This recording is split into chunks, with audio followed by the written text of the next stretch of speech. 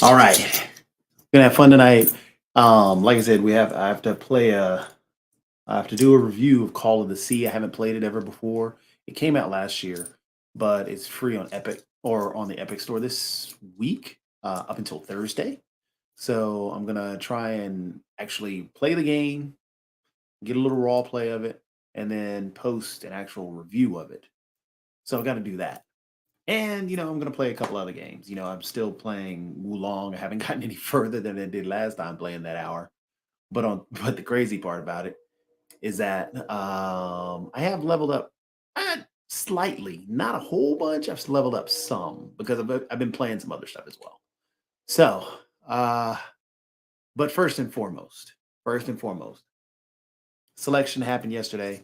It was actually interesting seeing all the teams put in there. But because of that, and last year, what I did with the selection was, I had these eggs that I threw in a bucket, and then wherever it landed, if it was on a one or a two, then I selected that team. This year, I'm gonna try something different. I've got a I've got a penny, a nickel, a dime, and a quarter.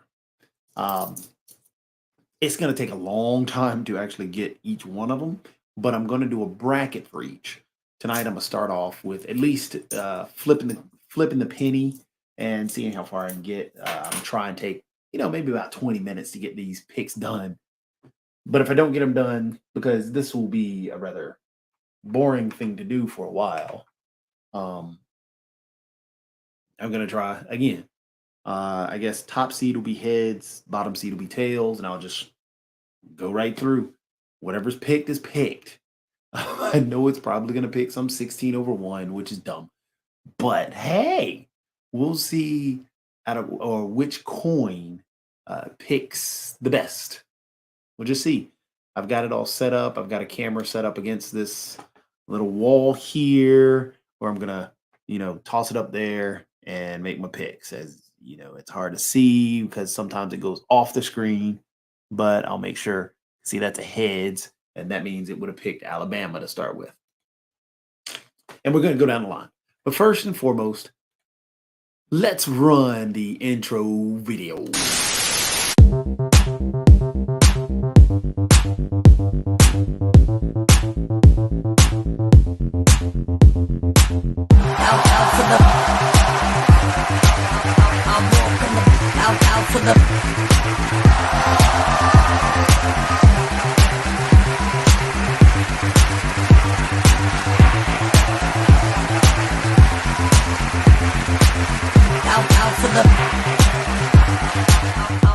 You want to play? Let's play.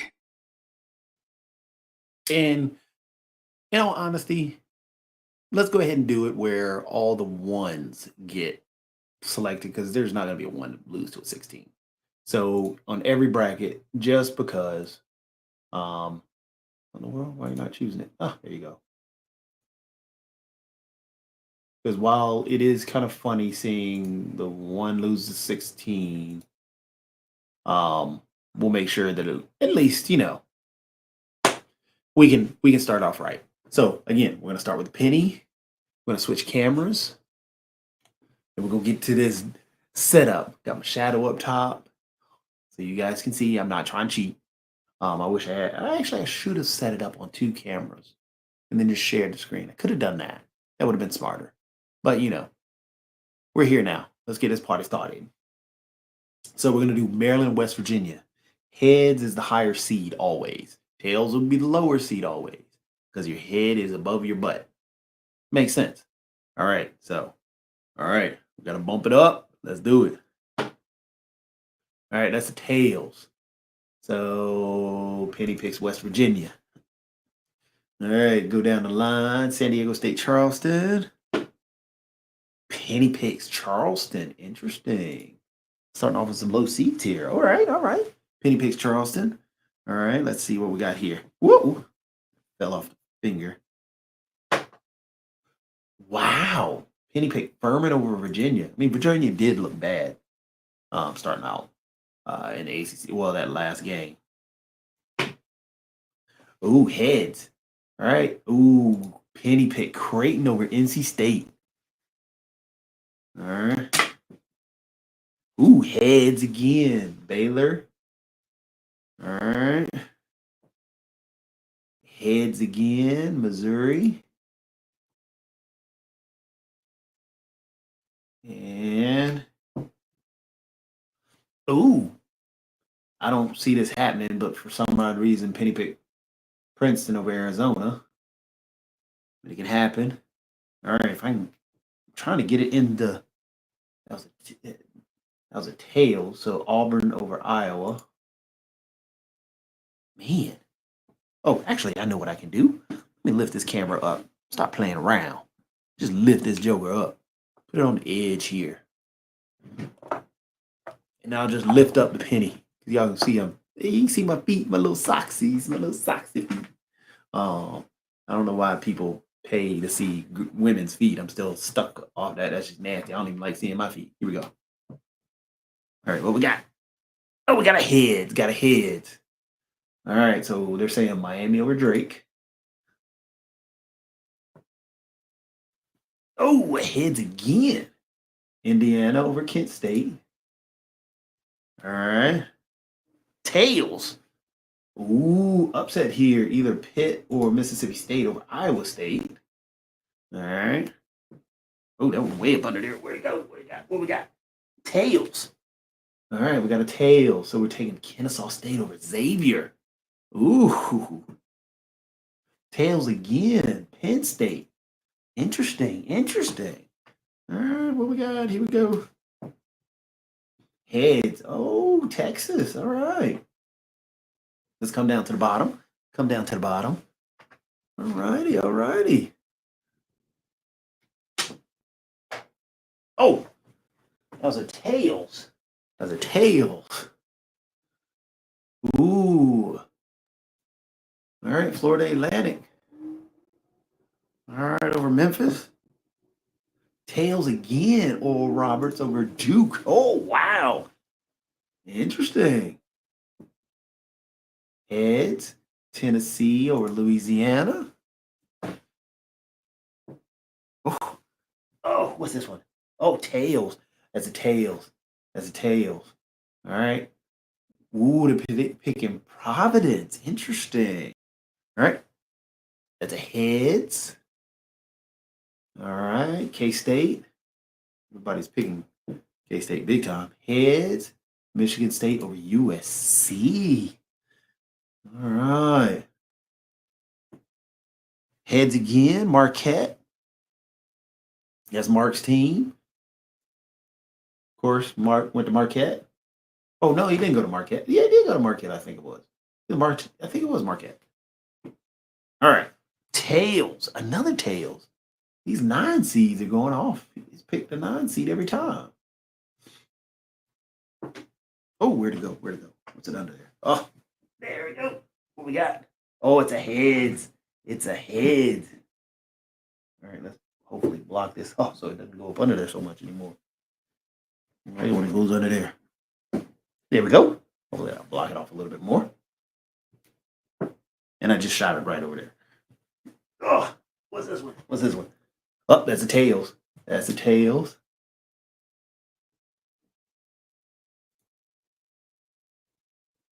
Did I skip one? I should go back and look. Because I think it was for Iona. And it was the tails before. So yeah. Yeah, yeah. Okay. Tails again. Wow. TCU going down. Heads. Gonzaga. Missed the whole wall. Where's that? Oh, put my head on the camera. Back my head on the camera. And what is this going to be? Tails. Oh, Boise State. And the last one. Wow, UNC Asheville's going to upset UCLA? I mean, yeah, interesting. Okay, now back up to the top. Back up to the top. Much better. Look at that. Ooh, West Virginia's going to beat Alabama according to the penny. Heads. Ooh, Charleston will beat Furman. That's a high bracket. Tails. All right, so Creighton's going to beat Baylor. This is the penny. This is all the penny. Heads. All right, Missouri. This is a jacked up bracket. What about on this side? Tails. Auburn's going to beat Houston. Yeah, this penny is bad. Heads. Wow, Indiana beat Miami. It's got 2 number 1 seeds going down. This penny thing is crazy. Mississippi State of Pittsburgh. Oh, and the last one. Pick tails again, Penn State. This is strange. All right, Penny. You have some strange picks, Mr. Penny. Oh, Purdue with big old Edie. Edie's going to town. We got Purdue. All right. All right, we got Tails or Roberts beat Tennessee. Interesting choice. Heads, K-State. All right. And then Tails, Michigan State beating Marquette. On this side, Tails, Illinois beating Kansas. I don't think Bill Self is going to like that pick. Heads, VCU. All right. Let's see what else we got. Heads again. Gonzaga. Could be their year. Heads again. Boise State. All right, back up to the top now. Coming down to 48 63 picks. Oh, it went right over it. You son of a gun. All right, what we got? Got heads. Ooh, it likes West Virginia. I missed again. Ooh. What it do? Heads again. We got Creighton. All right. Whoa, where'd they go? Tails. Wow. Put Auburn. SEC pride. Tails again. Ooh, Mississippi State or Pitt. Interesting. All right. Come on. Should have some music playing in the background. That's what I should do. Oh, put on the tail. Says Oral Roberts is going to beat Edie. Interesting. They beat Duke. Oh, went tails again. Michigan State. Look at there. Oh, it's saying VCU. This penny is just nuts. I don't know what's going on with this penny. Heads, Gonzaga. All right, back up to the top. Who's the final 4 for the penny? Heads, Creighton. It just missed. Oh. Heads, Auburn. Interesting. All right, down here, who we're going to pick? Tails, Oral Roberts. This would be a crazy Final Four if this happened. Heads. Look at there. It's going to pick Gonzaga. In the final. All right, Final Four. Final Four for the penny. Just fell. What do we got? Tails. All right, so it has Oral Roberts in the finals on this side. Look at there. It has Gonzaga. Who's the penny going to pick? The penny has picked Gonzaga to be the winner. The penny has picked Gonzaga. All right. So that is the penny. All right, let's save this one. Sure, you can enter. I don't care. Sure, you can enter that. I don't care. We'll say 67, 72.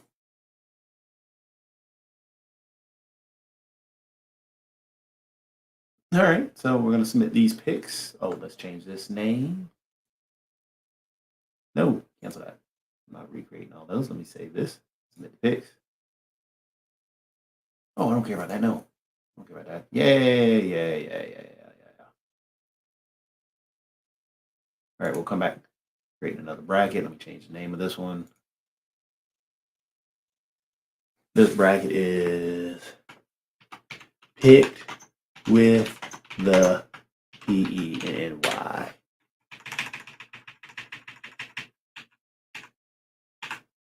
All right, let's pick with the penny. And I don't care about that. Let me save the settings. Picked with the penny. All right. Let's create another bracket. Penny is done. Nickel is up next. What time is it? 54. All right, I'm gonna do this for a few more minutes. Then I'll continuously post the results after each weekend to find out who wins. But we're gonna do this for a few more minutes, and then we're going on to play a game. I'm gonna play that game. Whoa! Whoa! Oh yeah, that's right. Let me put my there, and there. And the first one that it did on the nickel was the tails, which means the nickel is starting off with West Virginia. All right. Nickel goes to tails again. Nobody likes those first two games there. I tried to hit the wall. Oh, what's this one give me? Heads. All right. So Virginia wins this one. Tails. Oh, they got NC State beating Creighton. Heads. Baylor. Look, that fell off my finger. I didn't want to flip. Tails. Utah State. Heads. Arizona. Going down this side. Ooh, heads. Interesting. All right. Iowa.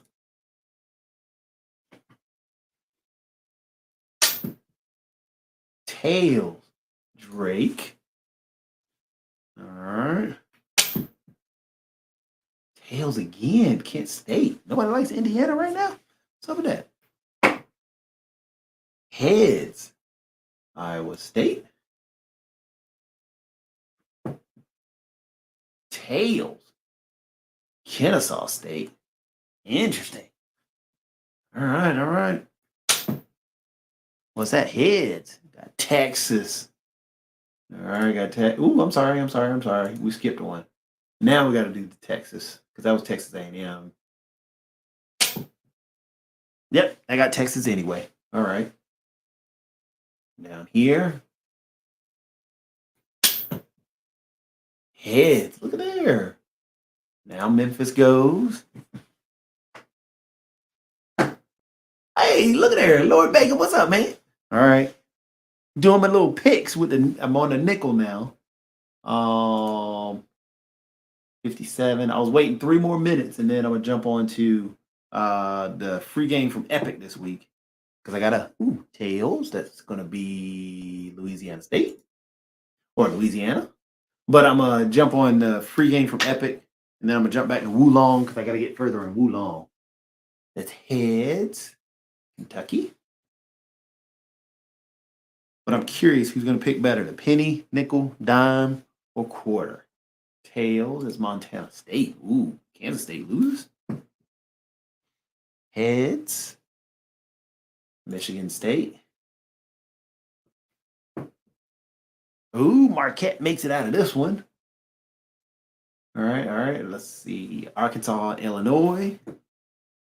Tails. Ooh, they took Illinois. What we got? Heads. St. Mary's. Heads again. UConn. This looks like a more normal bracket. Ooh, TCU goes down. What's that one? Ooh, tails again. They got Grand Canyon beating Gonzaga. Interesting. Interesting. Oh, he's picking tails here too. All right, Boise State over Northwestern. Uh-oh. That's the big one. Heads it is. All right. UCLA made it out alive. All right. Now, here's the fun ones. What you gonna pick? What you gonna pick? Oh, 9:59. 9:59. You know what? Let's go to the game. You just gotta keep with the updates to see how they all play out. But we'll go to the game now. Oh, by the way, a quick little bit of information, real quick. Like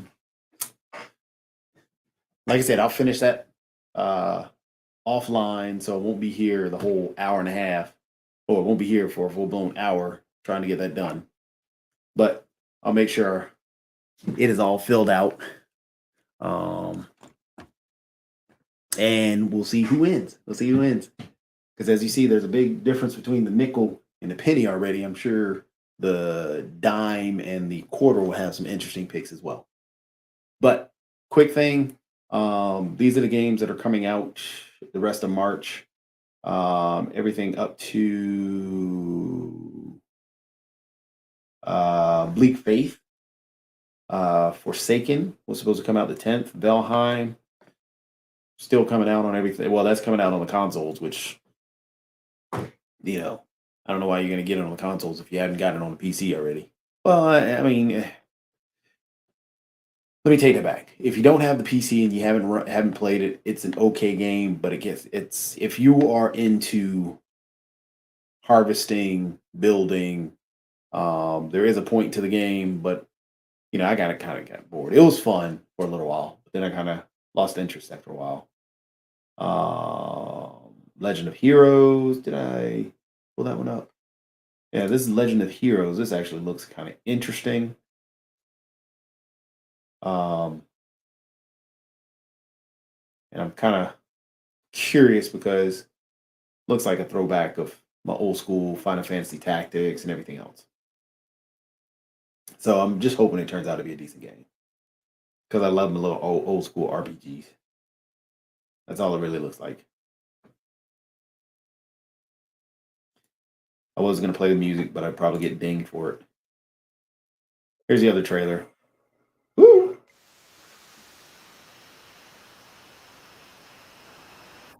Yeah, see it. Old school RPG, Final Fantasy stuff.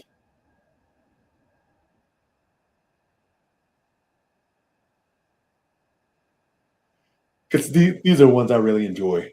They take up way too much of my time. I can play those forever. That's why Disgaea was my game. Then the only other one on here, Remnant.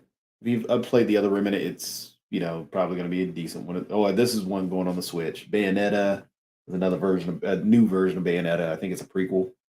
Um, the remake of Resident Evil. Crime Boss is the only one that I'm actually interested in afterwards. Crime Boss is the one that has everybody in, or a whole bunch of stars in it. It looks really cool. It looks more like a first person what's that? Army of Two. So I'm curious how it's gonna play. It has a bunch of stars. Yeah, it has the throwback look of Vice City, but I mean, it's a first person shooter and it's a co-op game. I mean, there's Vanilla Ice in there. Danny Glover's in it. Chuck Norris is in it. So it has a ton of people in there. But as you see, it looks more or less like a Army of Two style game. So I'm sure it'll be okay.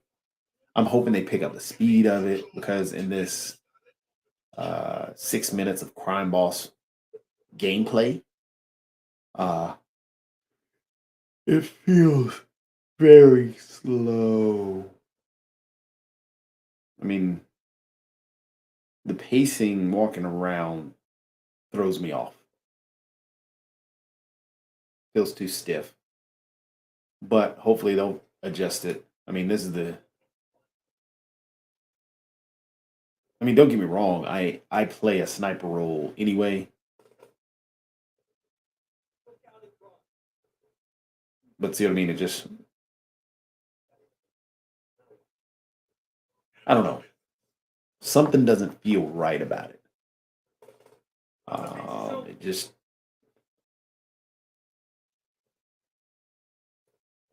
Some odd reason it just feels boring. But yeah, if you jump around on the video, see.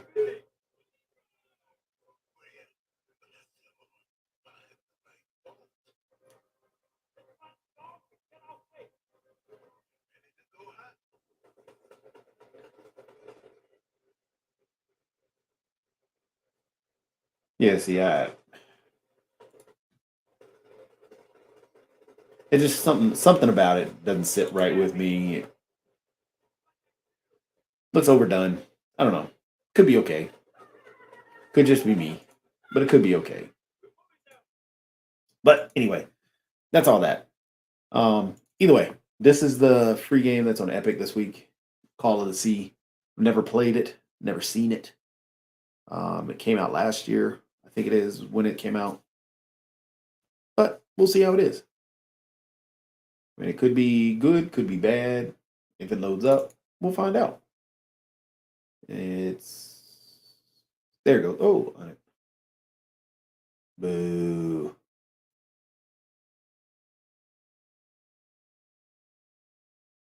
Why didn't it? Oh, there's an update to it.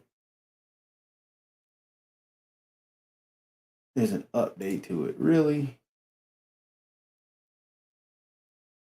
To the free game that just came out this week.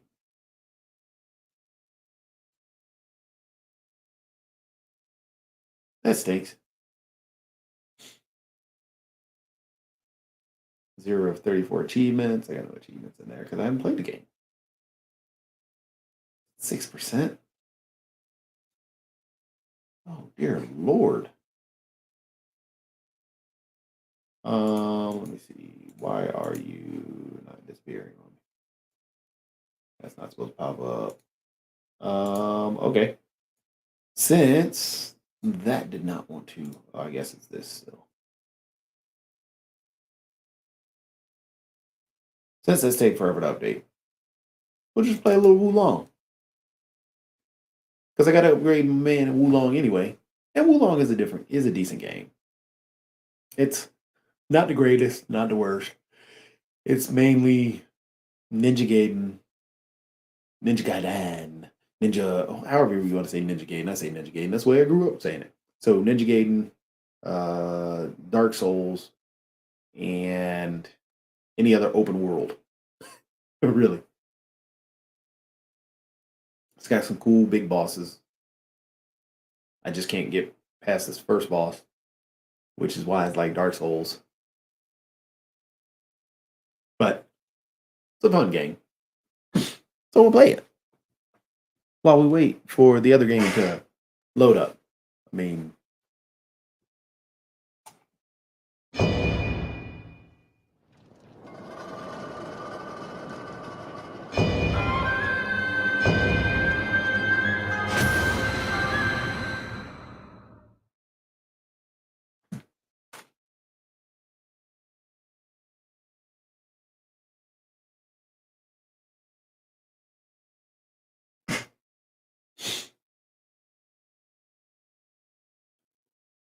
hmm.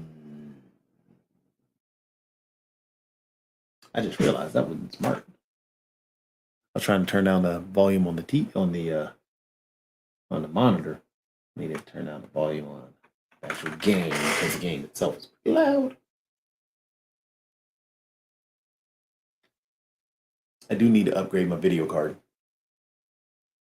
So if I can ever get some money to upgrade the video card, I'll do that. Well, upgrade the PC too. That's another story.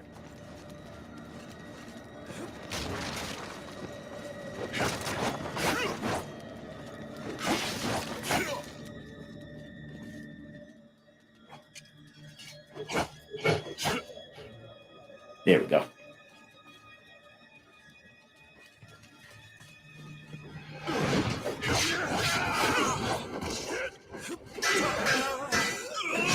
Wrong button.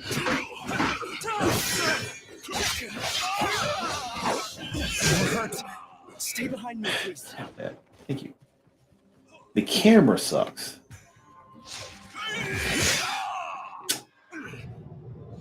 And the reaction is sometimes slow. I pushed the dodge button while he was going and it didn't dodge. So I died. All right, let's try it again.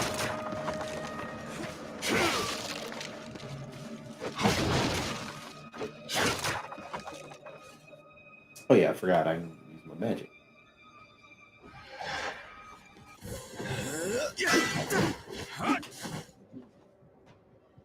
Yeah, I'm on. See? Hit the button.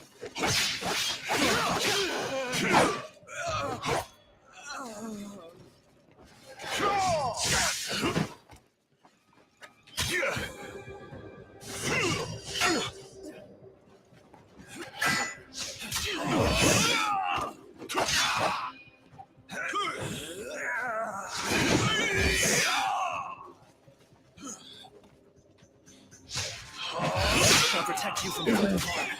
I hit that. Didn't want to.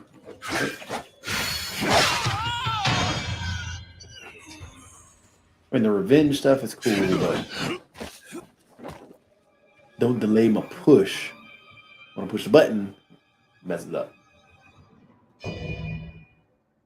Close to leveling up.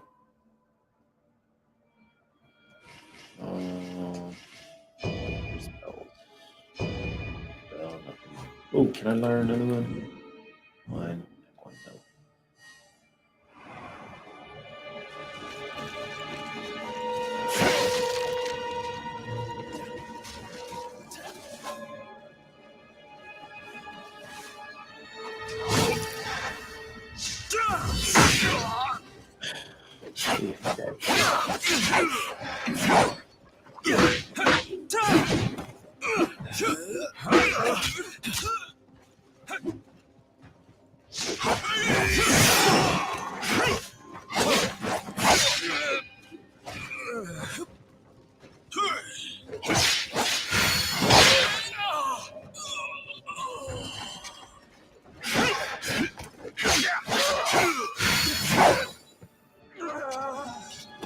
no. Let's go back. Jump back here. Hey, it sounds like Mark is on.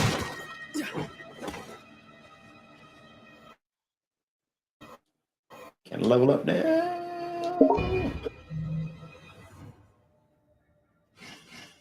Can't level up yet.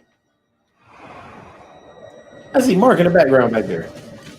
Just allowed to pop in and see that you're causing trouble and causing good trouble, as John Lewis would say, and everything. But just try to see what kind of trouble you're causing while the car guy is causing his trouble. Try to see what kind of trouble you're causing. Well, you know, I'm just breaking boxes and trying to see if I can get further in this game. But you're breaking boxes, you're not breaking heads. Well, I don't want to break no heads yet. I want to chop them. Chop, chop, chop, chop.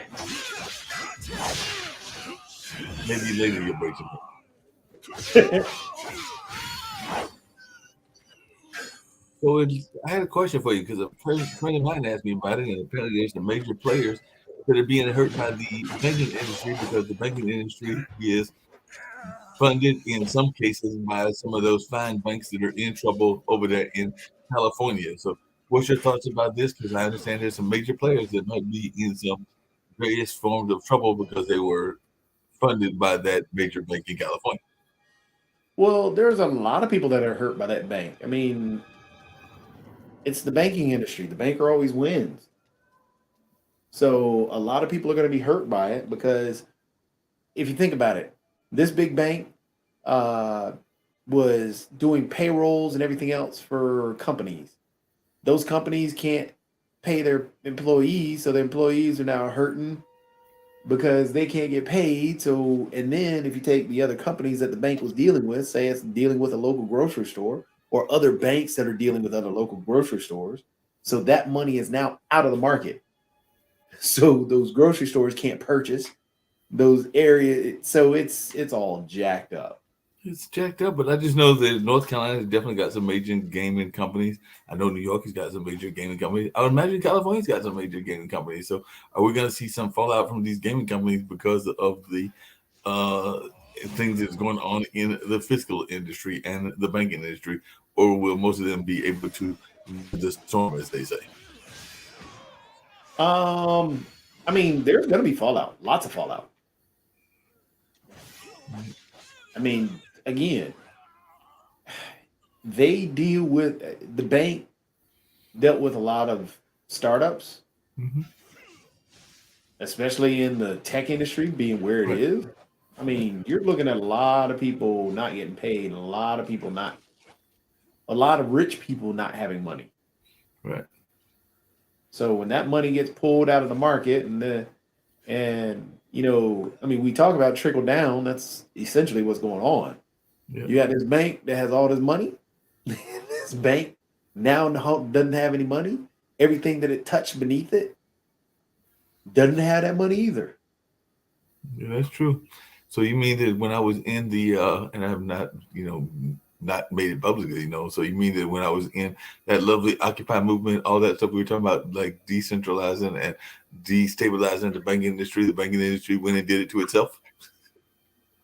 Essentially. Essentially.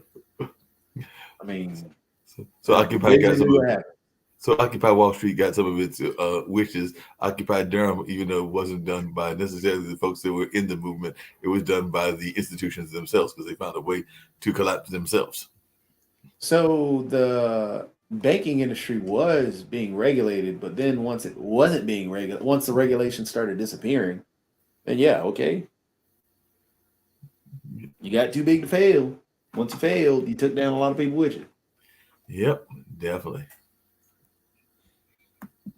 So that's a huge problem. That's a huge problem, and there's nothing we can do with it right now. It's except for hope that hope that some money starts flowing again. The Get that only way to money do it, the flowing. only way to put it, really. Get that money flowing again. Get those entrepreneurs. Get those new game developers. And it's not, and truthfully, it's not all about the gamers and stuff like that. It's just, it's just the money that. So the bank took in money that. So when a bank takes in money, or like you take and deposit your paycheck, that paycheck isn't technically in your bank. It is, but it isn't. Right. It's Right. being loaned out to other individuals to pay for their stuff because it's like, always moving. Money never stands still. No. But once you kill it and take it out of the market, which is what they just did, that's a problem. Well, it's usually going to pay all those various bills that you got, whether it's rent, whether it's those that are fortunate enough to have a car, whether it's car payments, or whether it's a number of other things that are including day-to-day survival, like groceries and stuff like that. I used to jokingly say, and I was only partially joking when I said it, that when I got my paycheck, I was very tempted to just go, grab the bill collectors, grab the electric man, grab the rental people, grab everybody else that you owe money to, and just take them with you to the bank. Because I mean, they're going to get the money anyway off of the card, so you might as well just dole it out to them when you get to the bank and get the check. So yeah, it's a sad situation. Oh, how did today's show go with you guys and the world? The stuff at 10 o'clock, I guess. The World Edition. Yeah, how'd that go this morning? Because I saw Yeah. the topics that Nick sent out.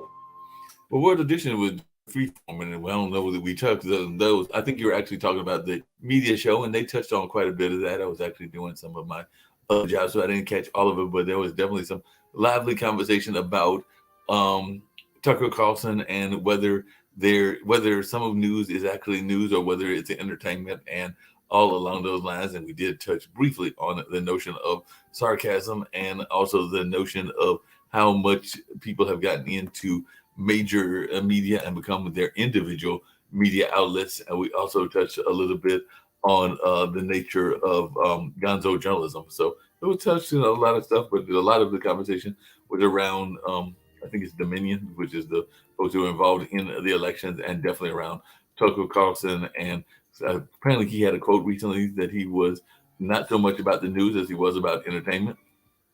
No, that wasn't his quote. That was his legal defense. That's what I meant, and that's what his legal right. So that was Tucker Carlson's legal defense when he was being sued before for something similar.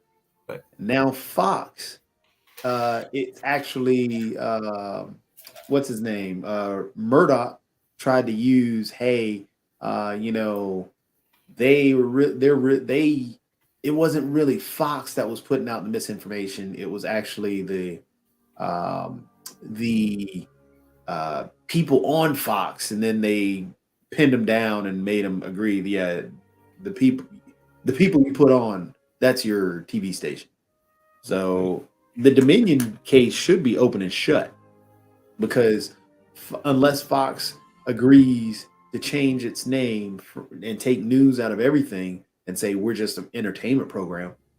And then on top of that, it's just ridiculous that people trust or believe Fox because they admitted to lying, admitted to pushing out propaganda. So, yeah. I thought that was only Putin who did that. Well, they put out his propaganda. Yeah, that's true. They did put out his propaganda and everything. I mean, I meant to show up, but I just had at 10 o'clock. There was just so much going on. I didn't have a chance to. Yeah, it was actually at 1 o'clock because I know that historically. Because historically it's at 12 o'clock. 10 o'clock is the news show. 11 o'clock on Mondays is Economic Mondays with the Honorable David J. Walker. I think it's J is the middle initial, but he was the former comptroller general for Bush and I think for one of the Democrats as well. Oh, Clinton. For Bush and Clinton.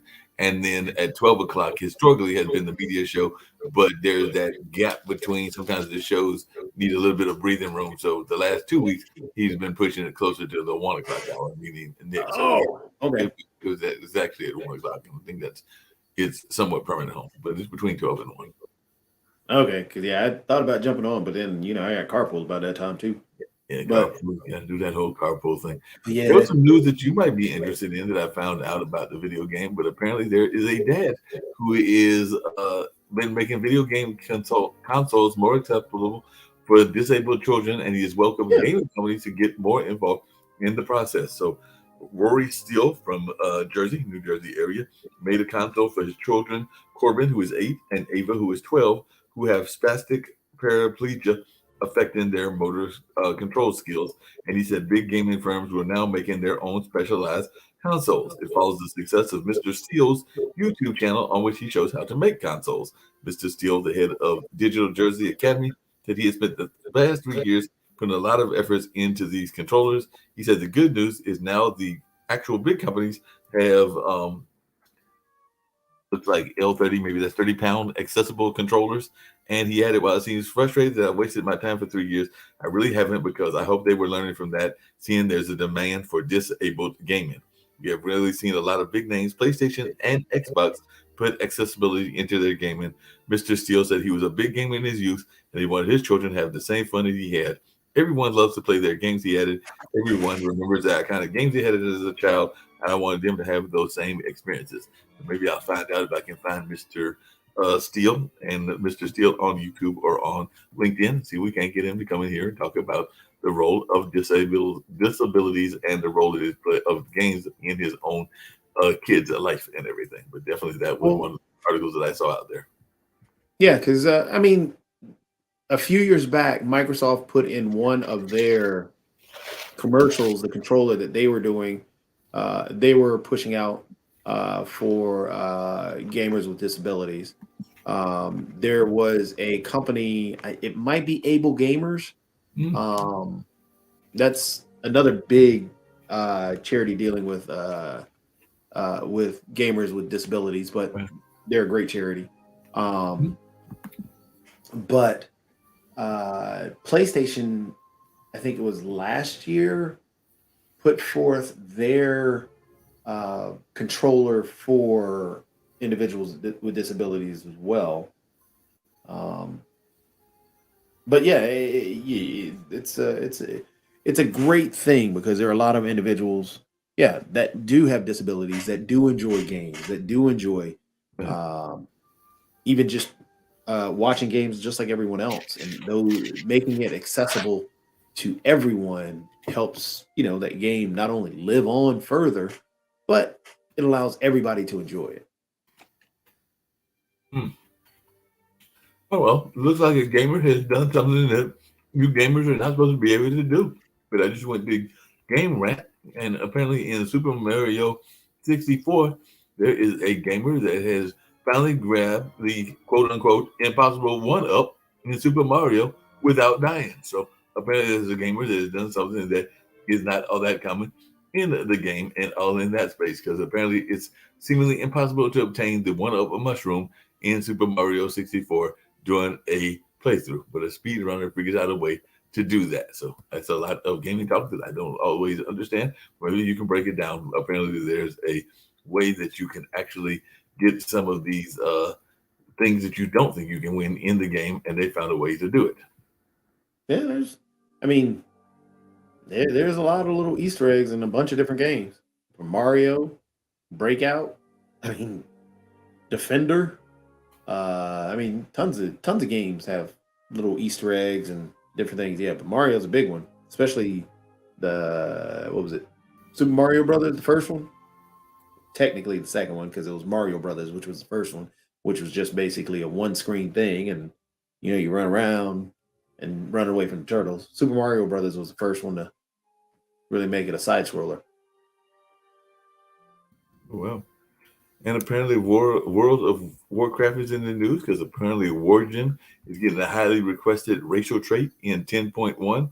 So I guess they're going to let him be whatever race that is that they want him to be, and all in that space. And then I also saw that the World of Warcraft may be adding some hardcore realms. So does this mean that they're going to have hardcore violence or hardcore other kinds of things going on? What kind of hardcore values of realms are we talking about? I just want, and I hate to be one of the.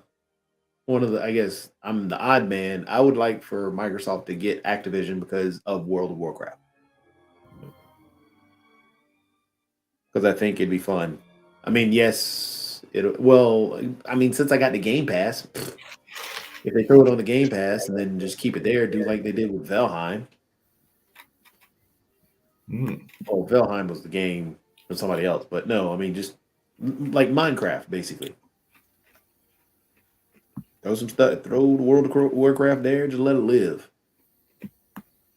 Because then I'd play it. I'm not going to play it right now. There's way too much out there to play.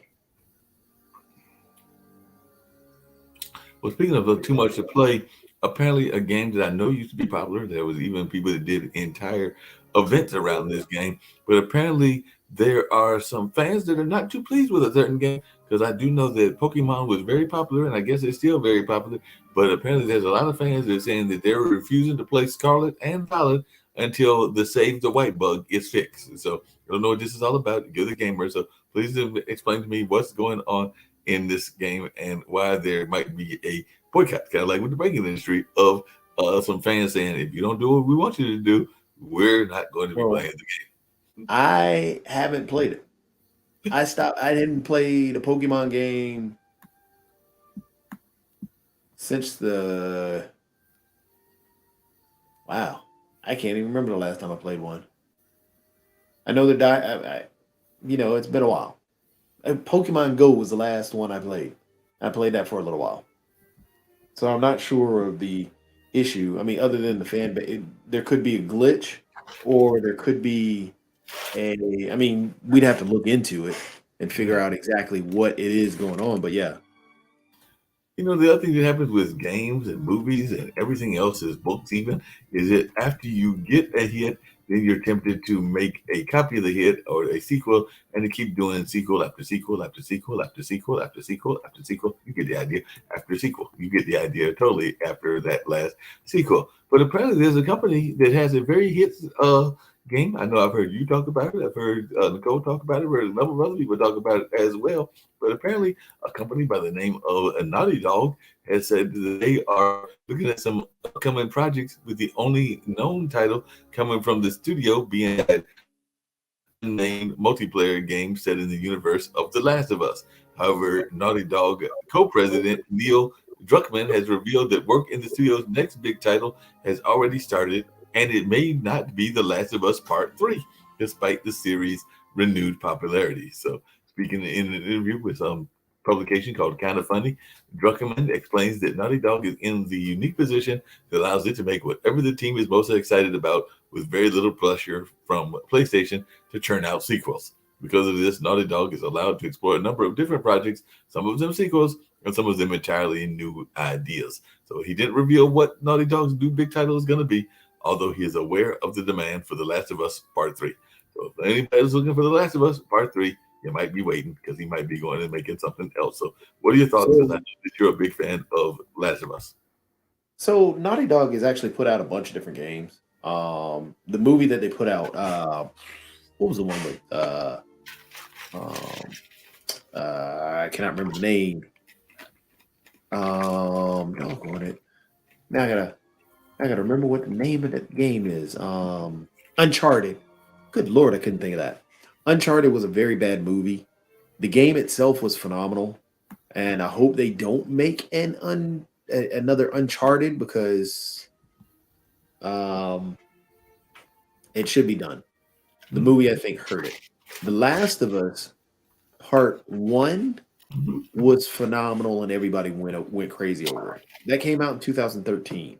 The Last of Us Part 2, it had its controversy because people weren't expecting what they got in it. They wanted, I don't want to say anything, especially for people who haven't played it, because that game is, I think The Last of Us Part 2 is better than The Last of Us 1 because of the way the story takes it.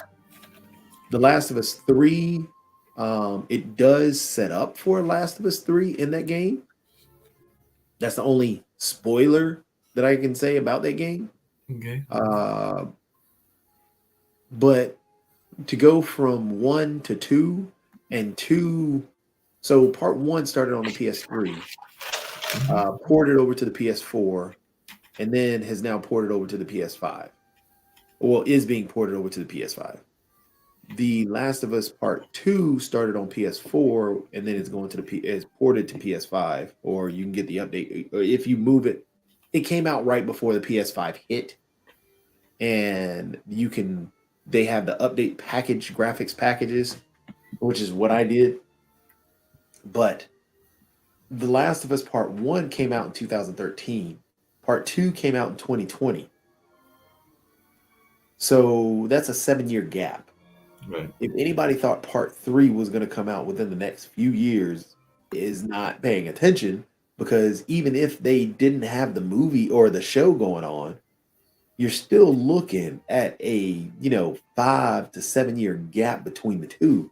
So at least 2025, 2027 before Part 3 would even hit. You could have an add-on package or a download, a DLC, downloadable content to hit, and maybe just like any other game, maybe have that happen where there's a side story. But no, Part 3 wouldn't hit or even start to be hinted at until 2025. What they're probably working on now, I mean, Naughty Dog also did Crash Bandicoot, so you can have that, or Banjo-Kazooie, you can have another one of those.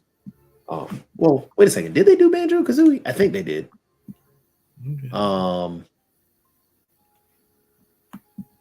Jak and Daxter, that's what I'm thinking of. So, I mean, but they did release a Jak and Daxter recently. So, I mean, they could have another one, and they don't have any pressure. They have a successful run going on, so hopefully they stick with it. And with what Neil Druckmann is doing with The Last of Us, the TV show, because they just wrapped up on Sunday the season 1. Season 1 finished. Yes, they kind of took their time over they took their time over the 9 episodes to explain some extra things. But at its core, it is a linear storytelling game. And what they did to expand that linear story without the extra add-ons and all this other stuff, to tell that tale was phenomenal. And the story of it was already written well. So they ended it at the end of the first game. The second game, they've already said that that's going to be the basis, and that's going to be the base of the second season. But they've also said that they're going to make at least more than one season out of that. So you're going to have at least 2 seasons of the second game, and the second game was longer than the first game. And there's so much more content in this one than there was in the first game. I mean, you have different factions that you've got to talk about now. You've got different characters that you got to introduce now. You've got different relationships that you got to introduce now. Different key moments that you've got to introduce. So the second game, the way they did this first season, they could easily do at least 3 to 4 seasons at 12 episodes each. If they film it right, they can get at least 12 seasons or 12 episodes. I mean, 4 seasons at 12 episodes each out of this second game, because just the way the story's told. And when did Jacoby get his role in the game? Because I'm thinking they needed Jacoby in The Last of Us in one of these movies or one of these video games. So when did Jacoby get his role in The Last of Us? Last of Us people, including Neil, if you're listening, Jacoby needs a role. Jacoby needs a role now. Just call me. He needs a role now. One thing another article I saw that was interesting is, I love games that have an easy mode, because if they're complicated, I might get a little bit lost. But they rated some they said are very much addictive, to lack of a better term, even in the easy mode. So I'm going to mention some of these games, and like I said, not being the gamer, you have to tell me if they are right, because it says the 10 games that are the most enjoyable on easy mode, and the games are number 10, Mass Effect Legendary Edition. They're saying that that's good at the easy mode. The Witcher, number 3, is number 9. They're saying Skyrim is number 8. That can be very good at the easy mode and everything. They're saying Uncharted, which I know you've talked about before, is very good in the easy mode. And they're coming in at number 6 is Spider-House, which they say is very good in the easy mode. Mortal Kombat 9, the story mode, comes in at number 5. And coming in at number 4, something called Silent Hill 1. And they're saying that that's really fun in the easy mode, as is God Hand. And now we're going to come to number 2 and number 1. Apparently, number 2 could play it in the easy mode. And this was a successful movie. It's something that we all know, Blade Runner. And the number one to play in the easy mode is some game called Perfect Dark, which looks like it's got a prison cell in it as well. So don't know any of those games, but if you know them, and you can tell folks whether you agree that these are all fun games in the easy mode, I'm sure that our listeners would love to know. I mean, it's not that it's easy mode. I mean, I guess it is, but the game is built, basically all those games are built on stories. Skyrim's all about a story. Halo actually has a story in there. Right. The Witcher has a story in it. Yeah, it. The Witcher was based on a book, and that's the same thing the TV show was based on, as a book. However, the reason Henry Cavill, which I like Henry Cavill. I think he's a good actor. Plus, I'm glad he's a big time gamer, and he's keeping games alive, or trying to do a lot of neat little things with games. But yeah, he got the off topic. But when he got the role of The Witcher, he was playing the game The Witcher and was so excited about it. Wow. And he was upset. And the reason he left The Witcher is because of dispute over, following the actual context, or following the source material, or creating something new. And so he wanted to stay with the source material, because the Witcher books and all the other stuff, there's a lot of source material there, and you can just ride with that and have a good show, which they did the first 2 seasons. But they wanted to get away from that and add in some extra things. Oh, there goes Mark. Just disappeared. But yeah, The Witcher was great. But easy mode, it's not really easy mode. What it is it's more of a quote unquote story mode. So the focus is more on playing the game and figuring out what's going on. Mark is back. Oh, where'd you go, Mark? You jumped in and jumped out. I'm back here. The game people were having a fun moment, and we didn't want us talking about gaming. Who knows? But yeah, I was sitting there and hit a button, must have hit the wrong button. That happens sometimes in life. But again, yeah, but like I was saying, the easy mode really isn't more so easy mode. Yes, the enemies that you face, the hit points might be a little bit lower, so you can finish that, and they're not going to be as the AI isn't going to they're not going to be as tough to battle Right. against, but the focus is more on the story. So you can try and enjoy the story more so than actually playing the game. So that's what the easy mode is in those games. It's not. I mean, I don't find it as fun. I like the little extra challenge because it does make the game a little tougher, sure. But you enjoy. For me, I just enjoy the story a little bit more if the game's a little tougher. Like Last of Us has an easy mode. Most games have a quote unquote easy or story mode. I'm sorry, this story you're gonna really enjoy and everything because we know that a lot of people are either excited or scared by chat GB3 or G3 or whatever that thing is called and everything. But this is a very interesting article that I found in the gaming world. I'll read the article and you can tell me how this almost sounds absurd. But XQ3 was in for a surprise during his most recent live stream when his own chat bot started taking pot shots at fellow streamer Ludwig. Things were going perfectly fine until viewers began to pose the program's questions. One fast fan asking who the most brain dead streamer was, and the chatbot pulled no punches, going straight after the content creator. Ludwig is probably the most brain dead streamer if you really think about it, the AI remarked about the matter. I mean, the guy doesn't know how to do anything except play melee, really. The chatbot went on to say that he is one of the most popular because he is literally just a good-looking white guy, but I feel he doesn't just have like any substance to him as a streamer. I could be wrong, but that's just what I feel like. I didn't think chatbots were supposed to have this kind of like personality and ability to talk junk and everything. But X3 was left completely lost for words. He said, "What the heck is that?" Content creator wondered out loud. The chatbot was custom built by a fan of XQC to accurately replicate the style and substance of the streamer, but something clearly went awry when it came to the coding. So apparently the coding, he just kind of decided to be a sentient being and go off on his own and everything. So what is our thoughts about ChatGB3 and its role in the gaming world? I mean, chatbots and everything else, that's all that stuff's coming quickly. The sad part is it's grabbing its information from the internet, so you know that the internet becomes a cesspool and social media becomes such a melting pot of hate after a while from some groups and some people. Well, there's always it ends up where most of the AI at this point, just like the AI told that one reporter that he should leave his wife for her. Your program. Exactly.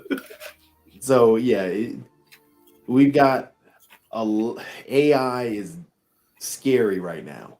Well, and they say that AI content has become increasingly popular on streaming services like Twitch, which shows like Nothing Forever, which apparently parodies classic Seinfeld, becoming massively successful. So that means that they found old Seinfeld episodes and then turned them into parodies and then put that out there as a show, and apparently it's becoming quite popular.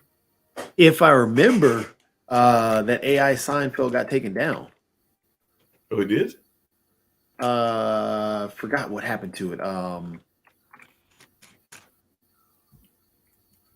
Probably copyright, but that's just me guessing. It got banned for his transphobic stand-up bit. Wow. Yeah, because these chat bots and everything else, they're grabbing their information from where?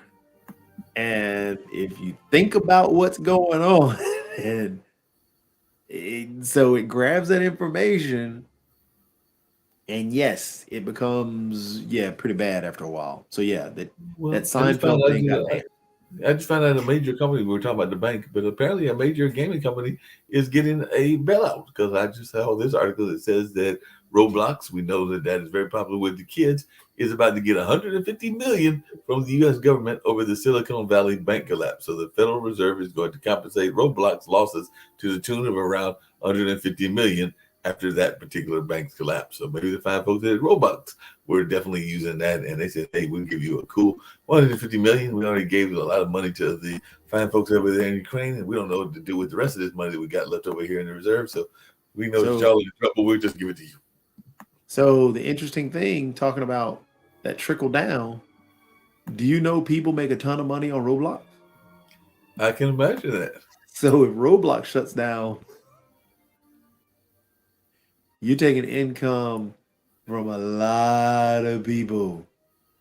Whole lot of people. So yeah, it becomes a problem. I mean, this is why the banker always wins. The banker is always right. The banker always wins. Always right is different. There's a difference between being right and winning. That is true. That is not the same thing. That is very much not the same thing. Well, Pokemon fans, I mentioned him earlier, they're preparing for the final appearance of Ash and his Pikachu. It will likely be the most emotional episode of the anime ever. So Ash is saying farewell to the show later this month.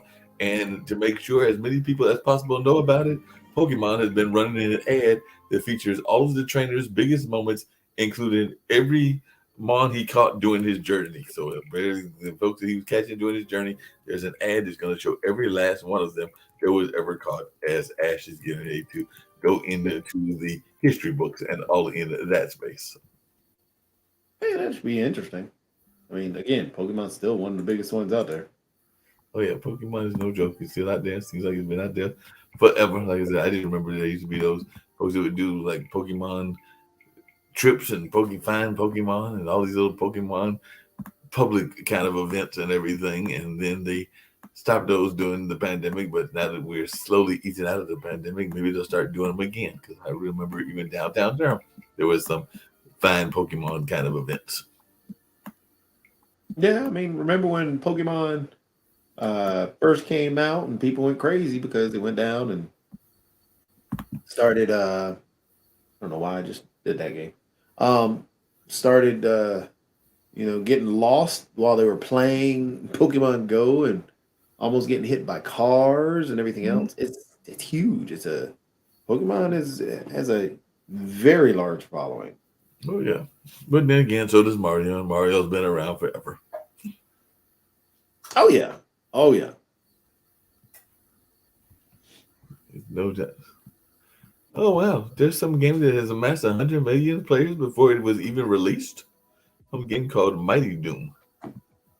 Oh yeah, they're doing a top-down version of Doom, and it's going to be pixelated.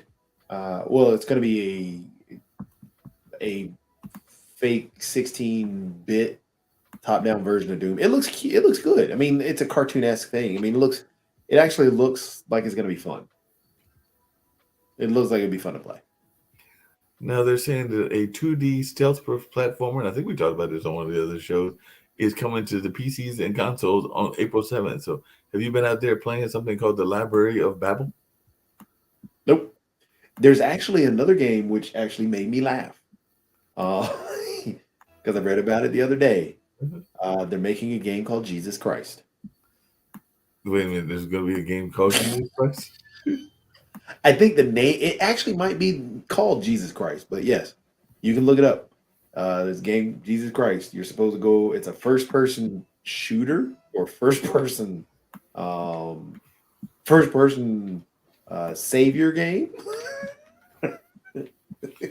Yes. So does this mean that, because I know a lot of those people that are very religious are looking for Jesus' return, but I thought it was supposed to be a physical return but maybe there's some people that might think of it as a game return. But I'm going Yeah. like, doesn't this add like a whole new dimension to that whole narrative of what's supposed to happen in Revelations if they're going to make a game about it? Because that could add a whole nother dimension. Not saying that that's what they're intending, but that could definitely be kind of a whole nother dimension. I mean, there's so many jokes. I was trying to open up the jokes for you because I wasn't going to go there, but yeah, because there was a whole thing you could have said about return, second comings, a number of other things. I I mean, tried to toss you a lob. somebody when I was reading about, or once I saw it, and I saw the the topic on, or the Facebook post somebody posted, because that's actually where I saw it first. Is that they were putting it out there, but the comments, somebody said that I hope they make more than 2 lives. Somebody else was talking about, well, I guess I'll play it once and then I have to come back 3 days later and play it. I mean, this is why you don't make that stuff, because once it hits, especially the PC market, because what happens with any game, for the most part, any game, especially any adventure game like Skyrim. Skyrim is a great game. What Skyrim had when the modders took place or got a hold of the game is they made Thomas the Tank Engine a a giant dragon flying in the game that you had to attack. So in the middle of this Jesus Christ game, there's going to be like a Thomas the Tank Engine he's going to walk on top of. I mean, it's just going to be, there's going to be so many bad things. So yeah. That's the game that made me laugh when I heard about it. I can see why that would make you laugh and everything. I still see another game that won't make you laugh, but it does look kind of interesting. But are you a big fan of seagoing games? Because I did see a game that looked like it was a little bit of a terror, but it is a submarine horror game called Barotrauma. So I guess you're going like a barometer and you're having trauma and everything. But it is apparently a being fully launched on Steam and everything. But I was just wondering, is that something that Joey would be trying to play? A game that's going to have you swimming around in the ocean in what looks like some sort of submarine contraption? It depends on what you have to do. I mean, if it's just going to be sitting there doing an adventure, I mean, it could be cool, but then it also could be kind of boring. But it all, again, it depends on what you exactly have to do in the game. Yeah, that makes sense. But what you got to do, it looks like it's some sort of. They're talking about a horror movie, so I'm guessing it's some sort of either warfare or some sort of monster that's down there in the boat with you, because they did call it a horror game and everything.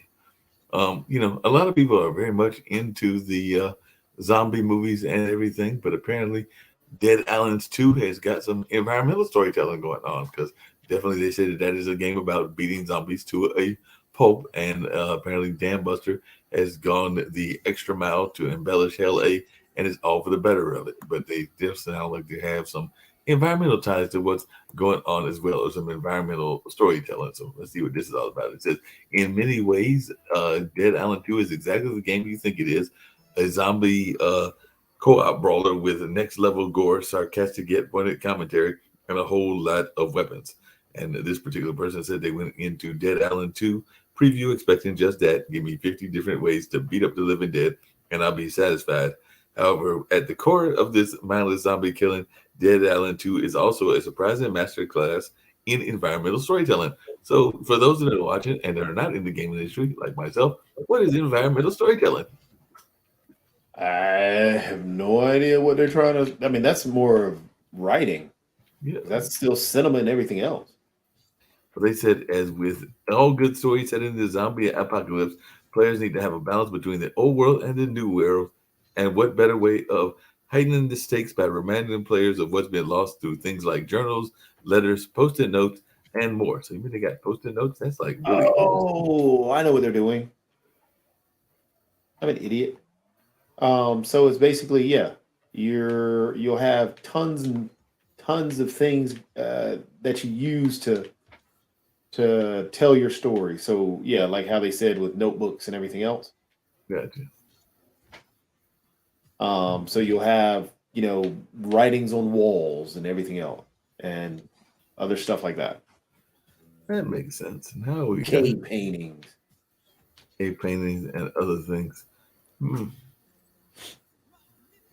So you're gonna have just a whole bunch of stuff going on where you find different pieces throughout the island where it's not gonna be, hey, we're gonna like a film noir Gotcha. where you have somebody narrating in the back. Gotcha. No, you gotta find stuff that's going around the world, I guess. Gotta go find your narrator.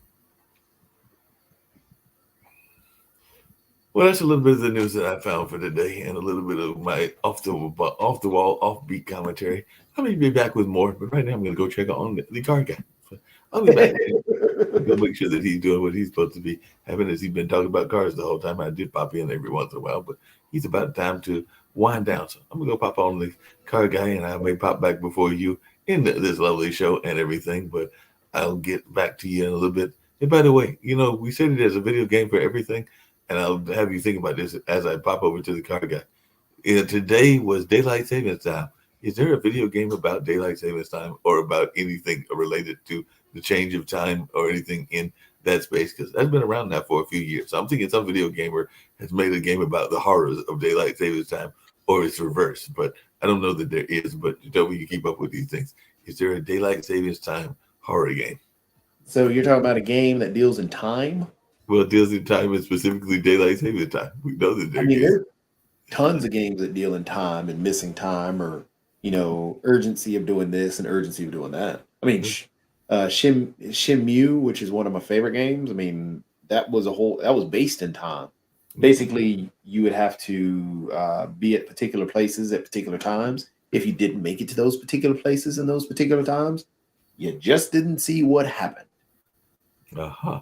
But you're not getting what I'm going for. See, I want a video game where Ben Franklin and Thomas Jefferson, and maybe we'll even throw in Abe, honest Abe, argue as to which one of them created a daylight savings time, and then also argue as to whether it was a good thing that they created it, because they've seen from the other dimension what it has done for people's body clocks and just life in the general. So I told you, it could be a whole like war game type deal between good old honest Abe and Ben Franklin and Thomas Jefferson, and they can be sitting there arguing maybe with some of that storyboard stuff that we were talking about earlier as to what they should have done that they didn't do, or what they did right when they created daylight savings time. Because it's all like about how they created it. Just like we know that despite what folks have said in the media, and despite even the brother that founded Archie and a couple of other things, we all know, because we were told this by our media, that Al Gore discovered the internet. Yeah,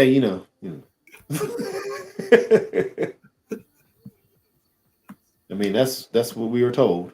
So, I mean, and we have to always remember it's always true what you find on the internet. always true what you find on the internet is always true, because as our one of our favorite journalists used to say, and that's the way it is, because that's what Walter Cronkite would say back in the Yep. 60s and 70s. Yep. That's the bottom line. They're very much the bottom line. But like I said, I'm going to go pop in on Car Guy. I'll be back in a minute before you get ready to wrap this whole wonderful thing up, and I'm going to go pop in on Car Guy.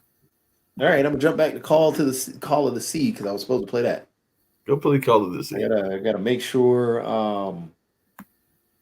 it's set up. Cool. He's gonna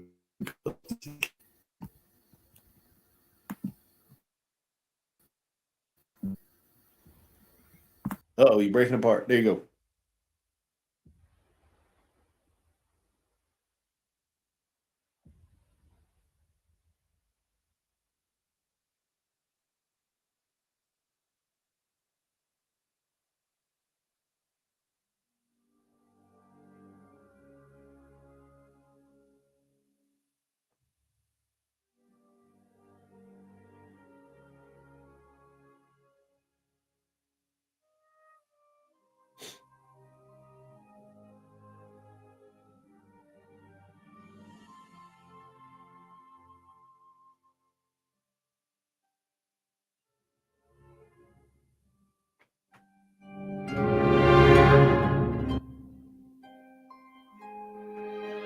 There we go.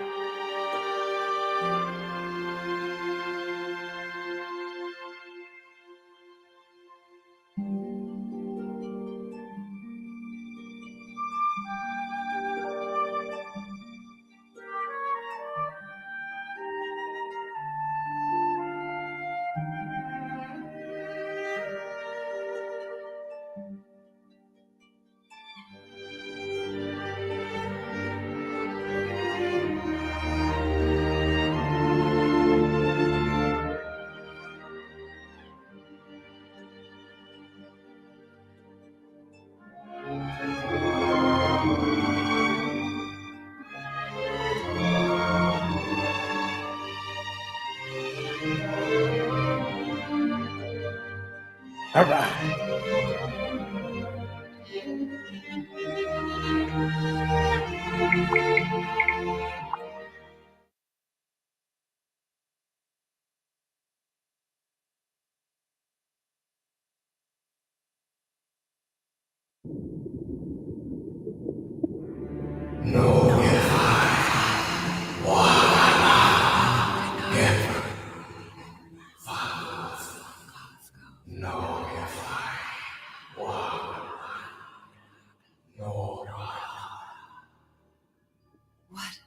What was that?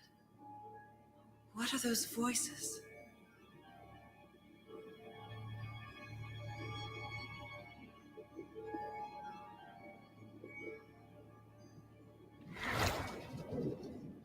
Oh, I can't use a controller.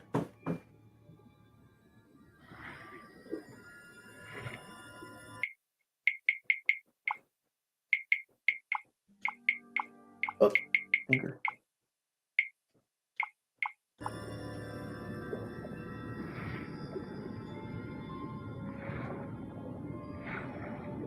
Where am I?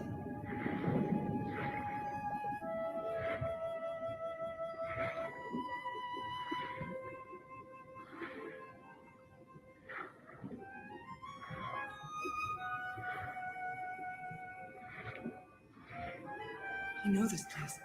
I've been here before.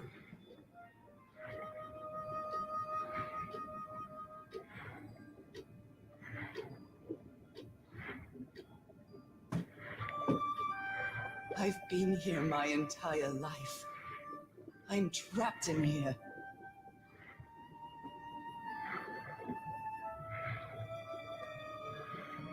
These stairs. I'm climbing these stairs again.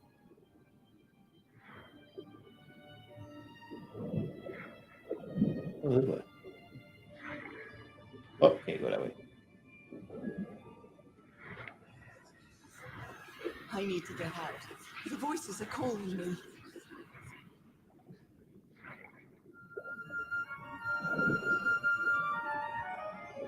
My old music box. It's broken.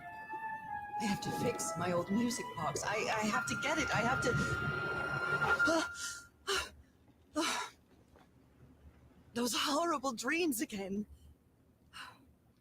I've had them repeatedly ever since my mother died and left me that music box in her will.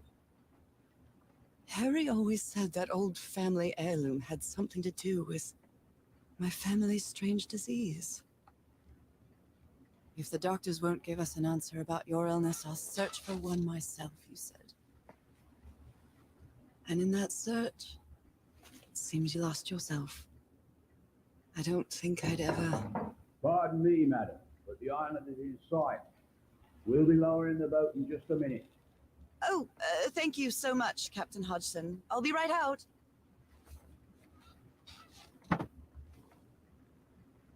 All right, time to gather my things.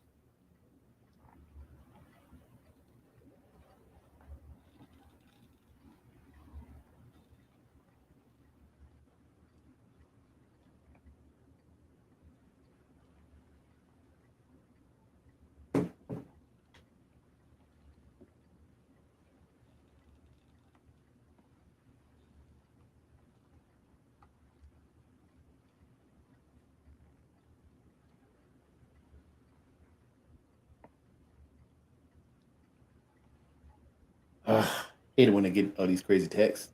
Now I gotta answer it. Crazy text and finish this out. a cane? It's not exactly a clawfoot tub, but you can't always get what you want. It's a relief that I don't need it to walk anymore.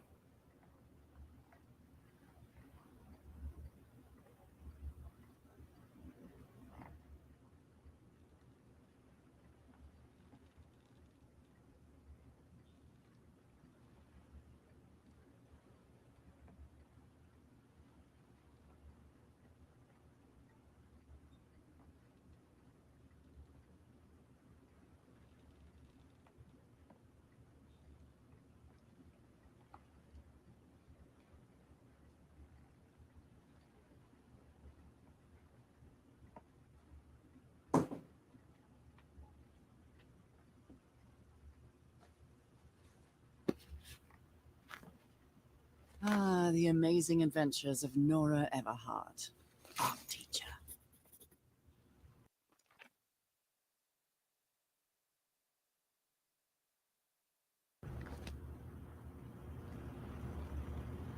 Gloves. That cover my hand. I'd better cover up my hands before I leave the cabin. I wouldn't want anyone thinking I'm a circus freak. I received. Oh, I love this song.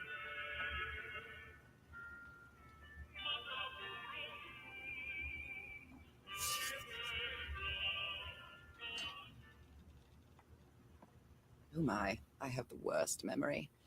I forgot the combination again. Thank goodness I always bring my journal with me to write things down.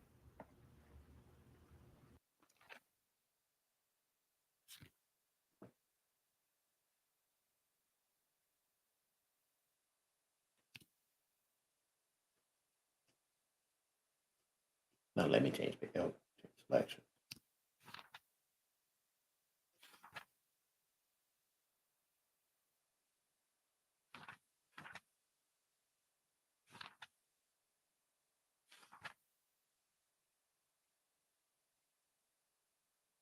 You know I'm not reading all this.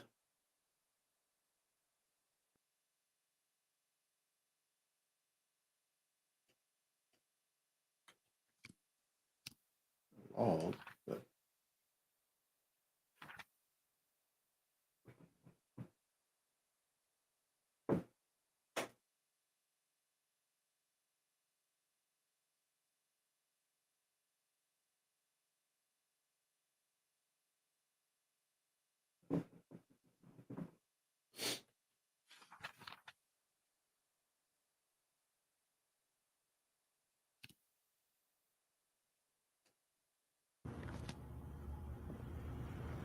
ooh,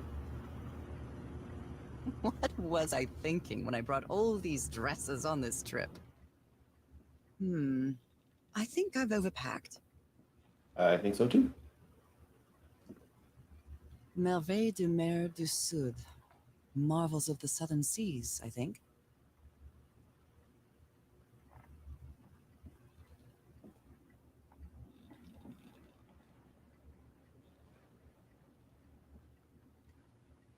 Captain Hodgson has a very particular taste when it comes to decor.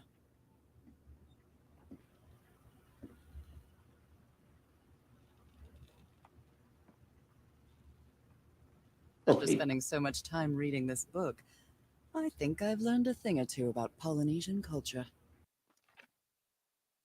506.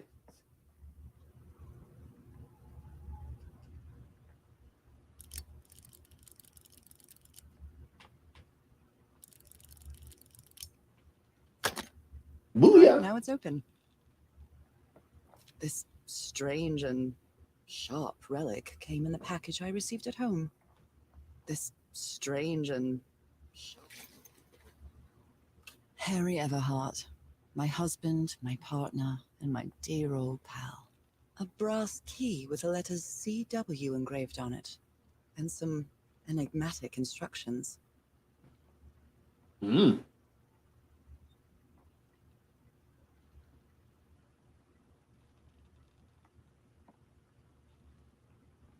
Harry Everhart. Oops. I saw this island in one of my unsettling dreams. I drew it as soon as I woke up.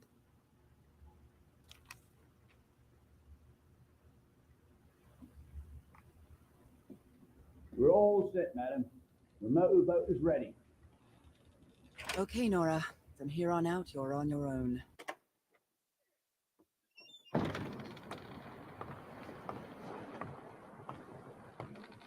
Lower the motorboat. Be careful with Mrs. Everhart's equipment, lads.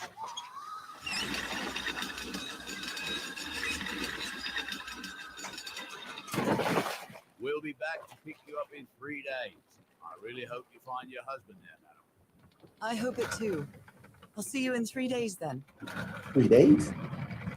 But please be careful on that island. You know what the legends say about it. I'll take care. Thank you, Captain Hodgson.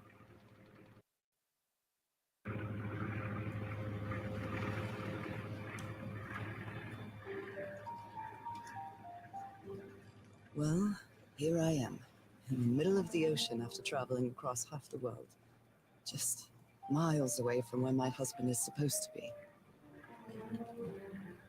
You left a year ago to search for a cure for my affliction. Your letters kept me close to you, but suddenly they stopped coming. What happened, Opal? What did you find?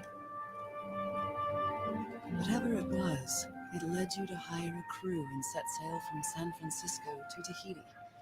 And from there to this place, an island in the middle of the Pacific that the locals refuse to even name. Everything is familiar. So familiar. As impossible as that may sound. Is this the island I dreamed about? This can't be a coincidence.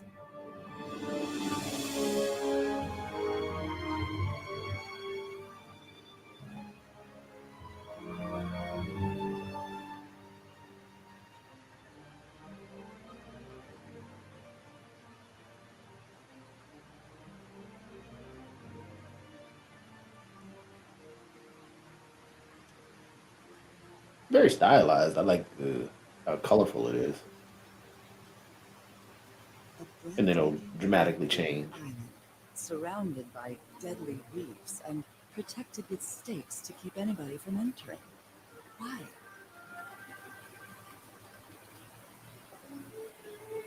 There's definitely something strange about this place.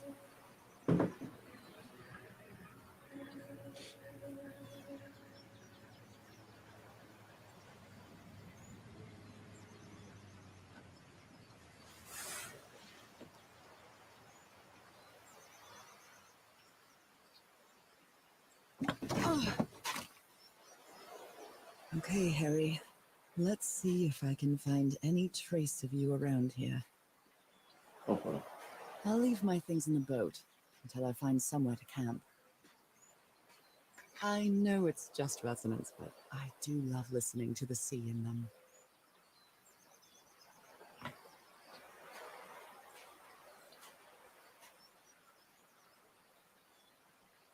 Can you walk in the water? No, you can't walk in the water.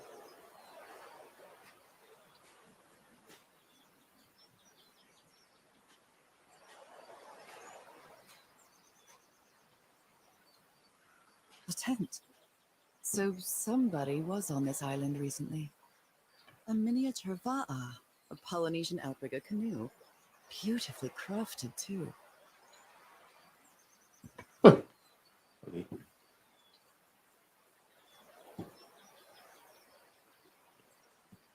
Unsheathed sword. Or the sheath of the sword. Oh, machete, machete. This machete is completely worn down. The blade is dull. A note written in French. I only understand 2 words, Île and mort, island and death. It must be a warning about the dangers of the island.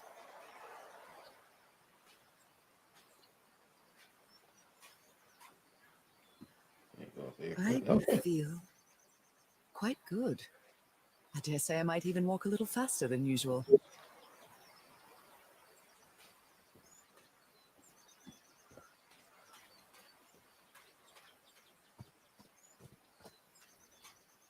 I'm back and we're going through the jungle.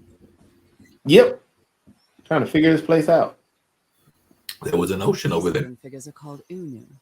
This seems to be telling a story. Well, do I want to go that way or want to go this way first? What's this way? Like, go to the ocean. Well, that's where it came from. Looks like it opens from the other side.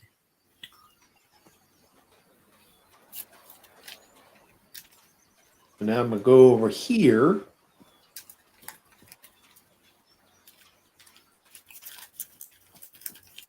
That looks like a tunnel.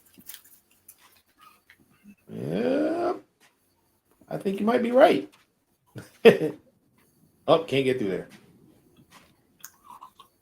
Those markings seem to represent the sea. I'll make a note of them in my journal. It might come in handy. All right, so that means the sea.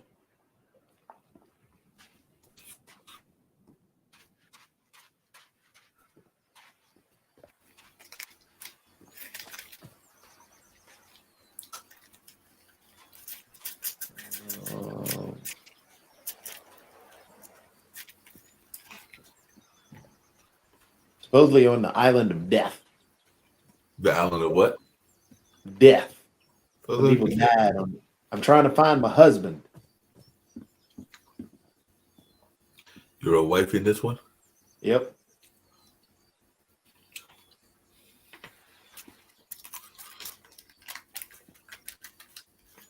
Oh, what's that? A bone fish hook. All right, there's a bonefish hook.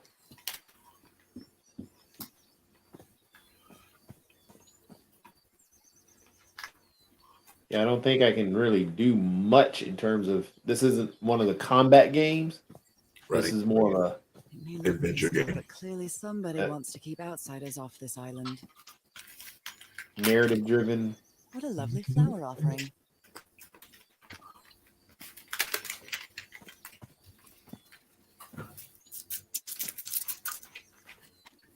Warning signs and all this other stuff. Gotta watch out for those warning signs. Yep. Ooh, hey, there we go. A carving tool. Oh. And she puts it back. This box. CW. Those are the initials on the brass key. Found the carving jewel. It opens it. So whoever sent me this key was here.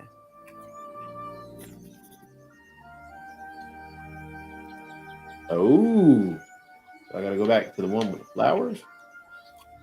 Maybe. This is starting to look like a scavenger hunt. So Yeah, let's like- go back here. There and under here. Oh, there's another Look case. what's hidden here. Ta-da!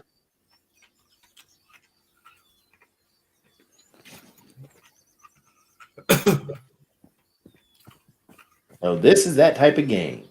Oh, yeah. I gotta figure out what I gotta do with this. From what I've read, the Polynesians don't need doors. So why build such a big one? Well, that did something.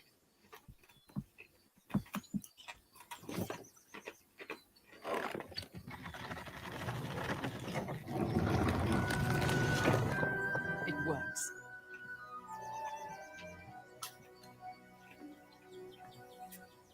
I mean, it's a very stylized, This may colorful. be the It's first very time I stylized, very trespass a colorful. private I was property. going to ask you My that childhood if in Newburyport you wasn't could, exactly the most thrilling. hypothetically grab the wife and get her away from her job and the two kids and get them away from school, of all the various, and I know you played hundreds if not thousands of games, what game world would you like to travel to in real life if it was, even if it doesn't exist in real life? Harry? I know some of the games are based on You were real here. places, but some of them are totally made up. You were here and I found you, damn it.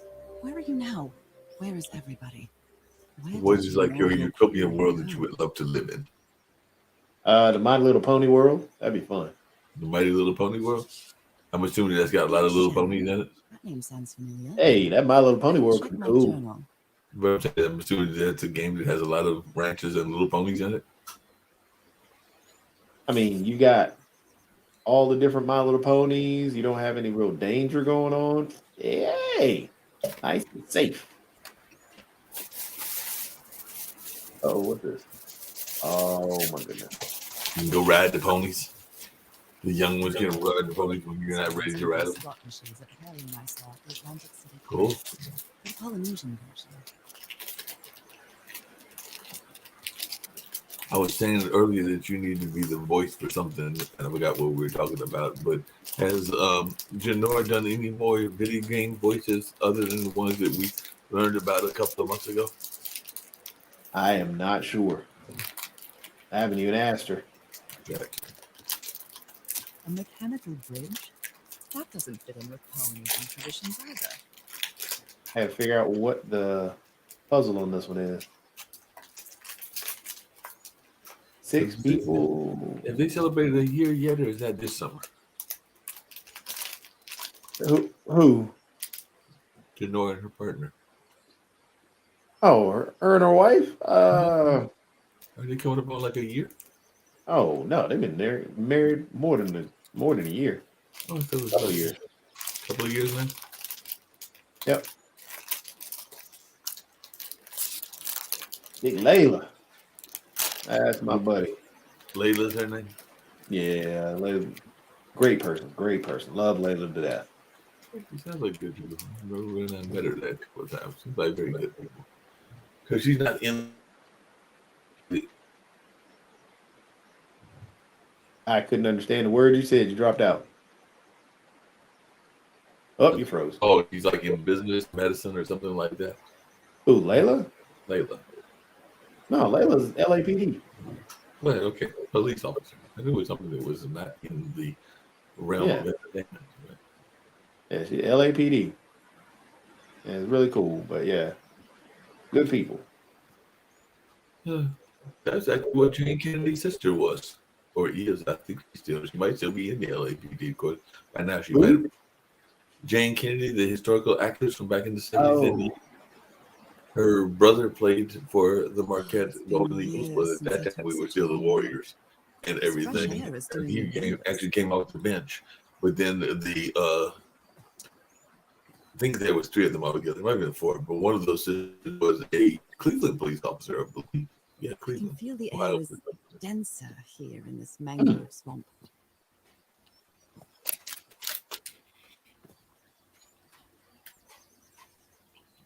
ooh, what's this?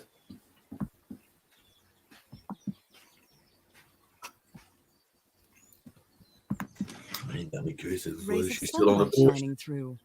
Another symbol. All right, so sunlight. That's what that stands for.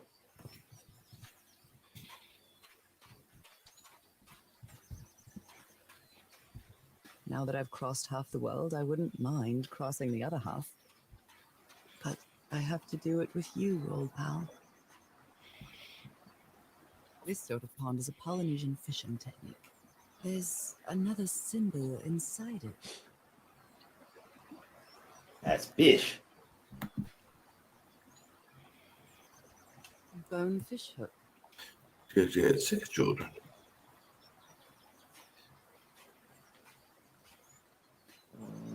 What's this way? Went across the bridge. What's this way?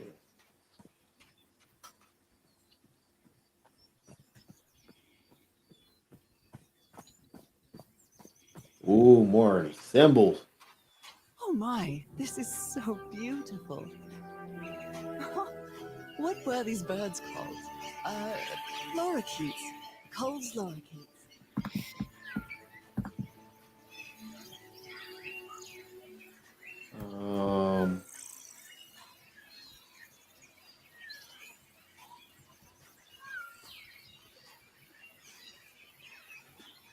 Bunch of different symbols. I don't know what the symbols mean.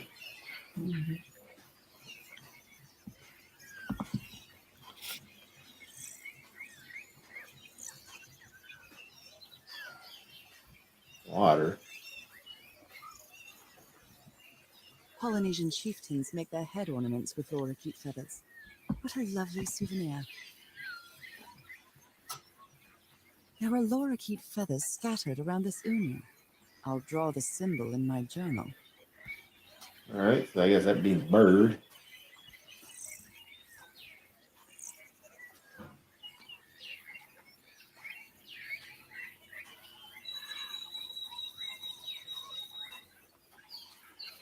Oh, back at the beginning.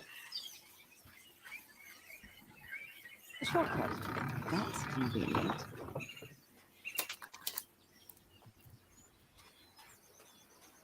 So,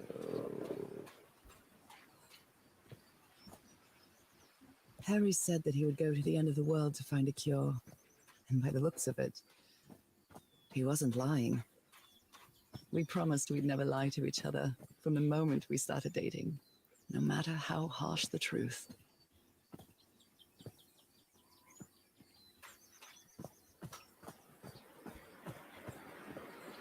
let's see. What's over here?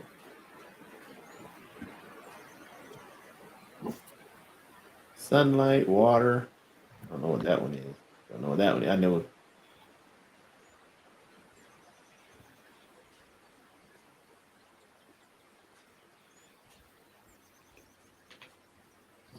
It's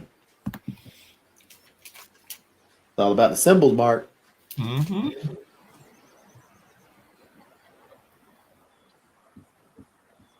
Went down this path and I turned down that way. Go this way. Gotta find another symbol. Oh, that's the symbol for the fish.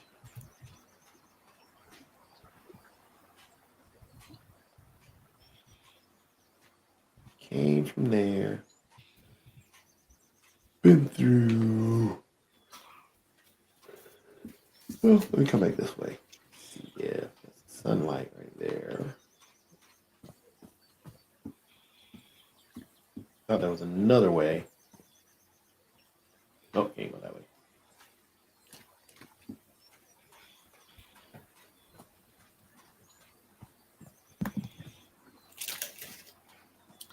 Is it tonight we're supposed to have that flash freeze? Yep. Tonight and I think tomorrow.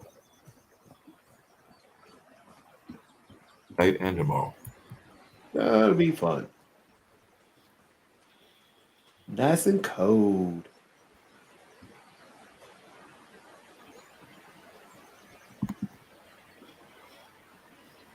All right, so we're going to start up here. There's sunlight. We'll put the fish in the ocean. That way.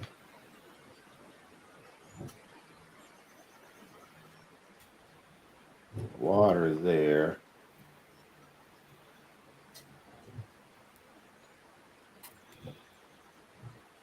Sunlight, that's birds.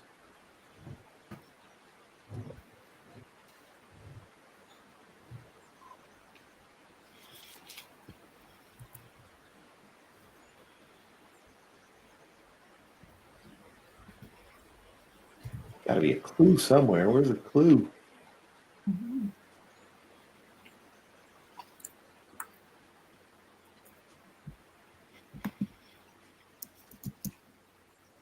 Maybe it's in my journal.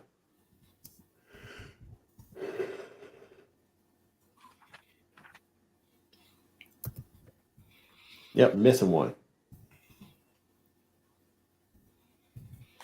Let me miss one. Missing piece to open the door.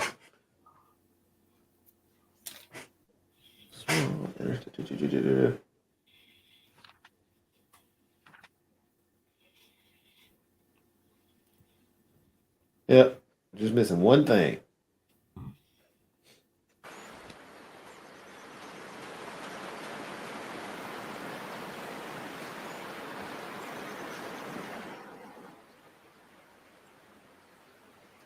Yeah, I think I'm right with the fish at the bottom.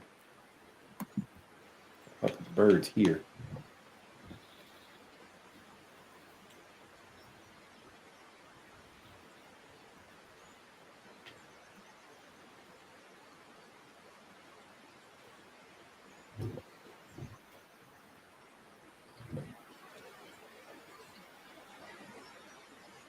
Hmm.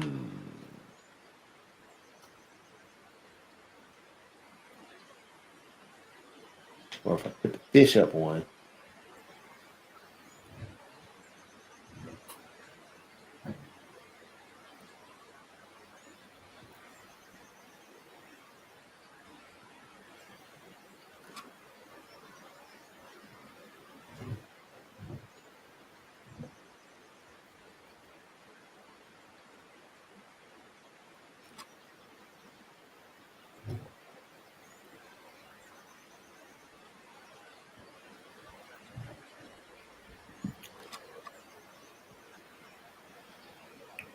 I'm missing it, Mark, somewhere. It's hiding from me. I don't know where. Symbol. I'm missing one symbol.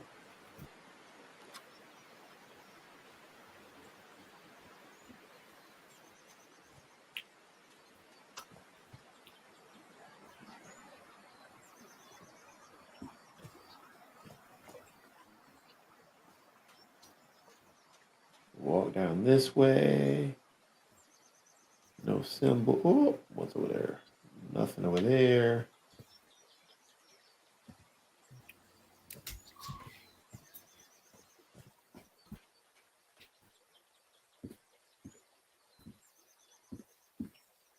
Sunlight.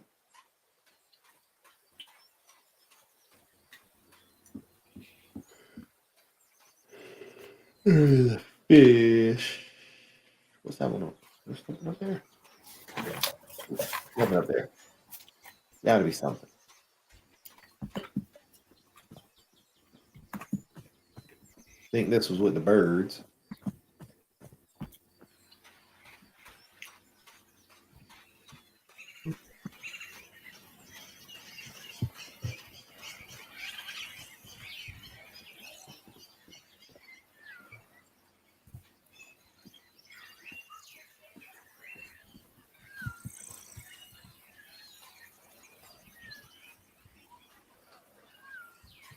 Hmm.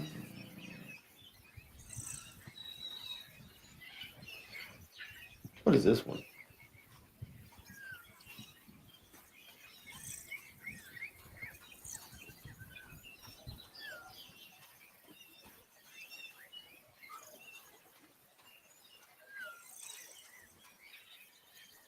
I'm guessing it's got to be a type of bird over here then. Call again. Got to be a type of bird. That one.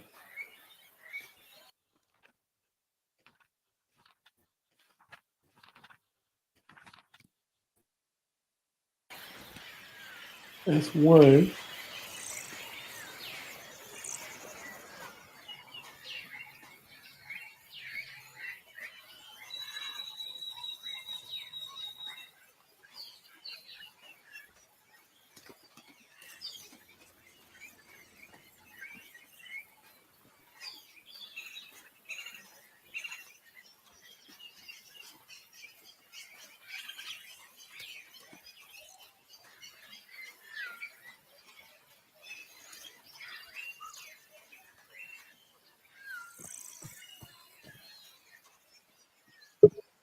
Oh,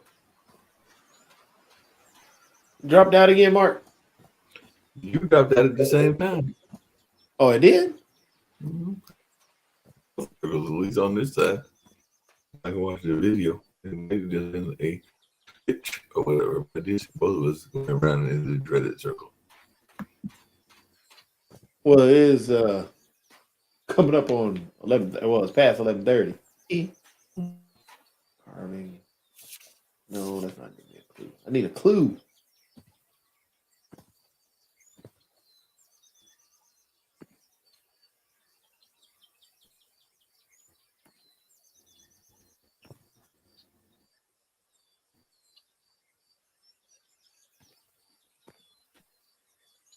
Nothing to give me a clue.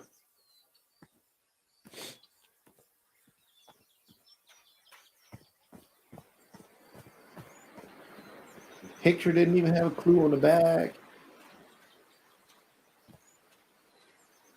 Maybe this is a clue. 6 people. Fragile instrument. Several boxes with equipment, weapons. No. That's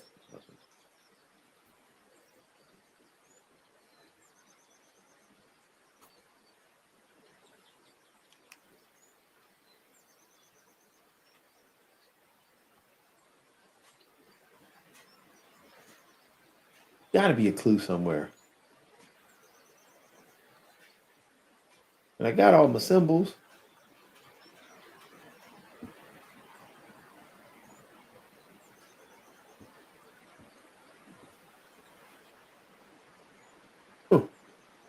Oh, Mark disappeared on me.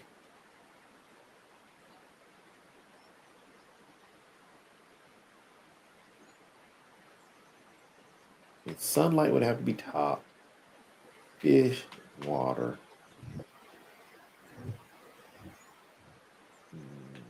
These would be the birds too.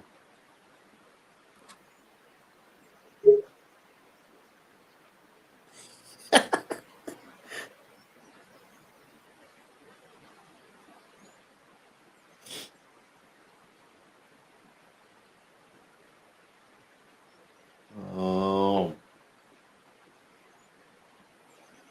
Mark's trying to make it back in there. I don't know what that is.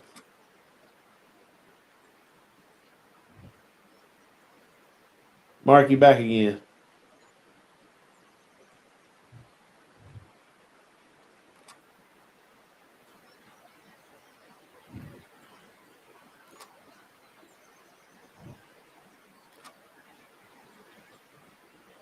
Well, Mark was back again. He's frozen in the backstage.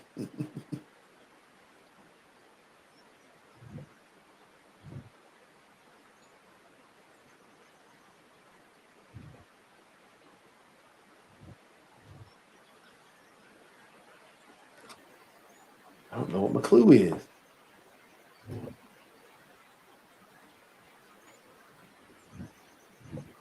There you go, Mark. You're back again. That's what I just said.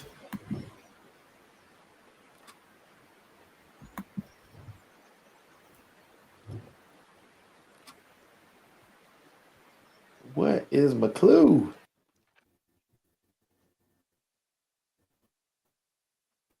Sun, fish, water bird. Sun, fish, water bird.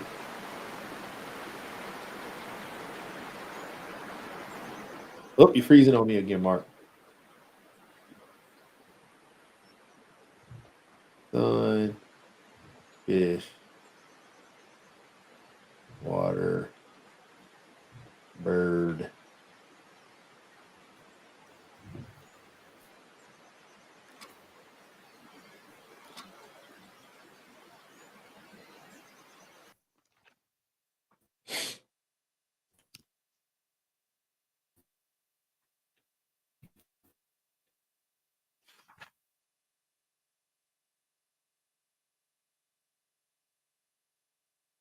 Oh.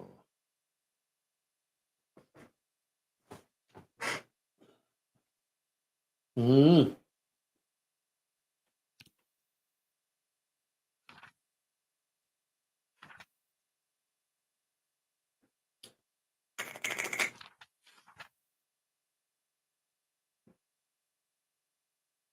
You got the red ones. Where? Any clue?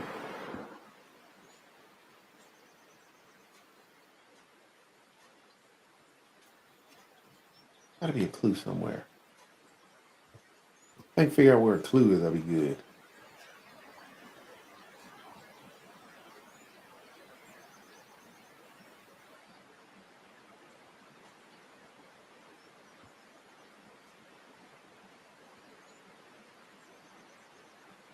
There's my clue.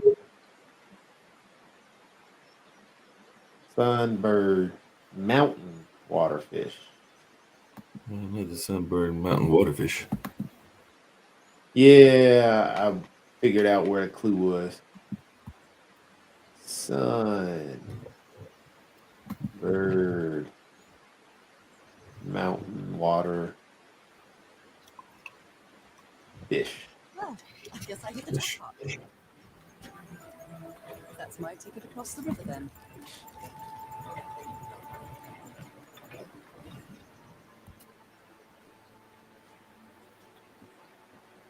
Steady now.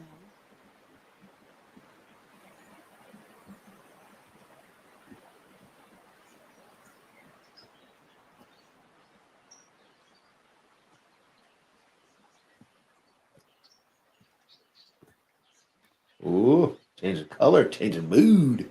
Oh, Mark, you froze again.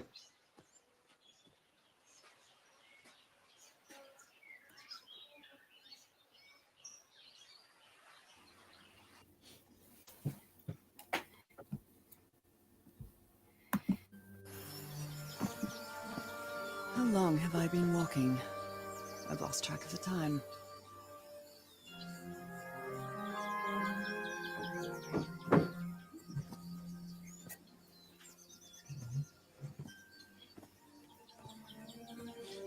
Wow, what is this place?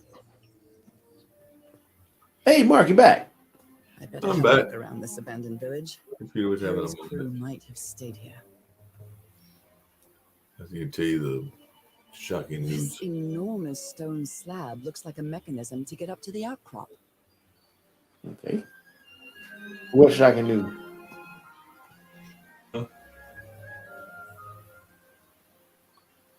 What news? The weather shocking news. So hold on, see if I can find the weather shocking news. Tiki, like Oh. something straight out of an adventure novel. The Everhard expedition. They set up camp here.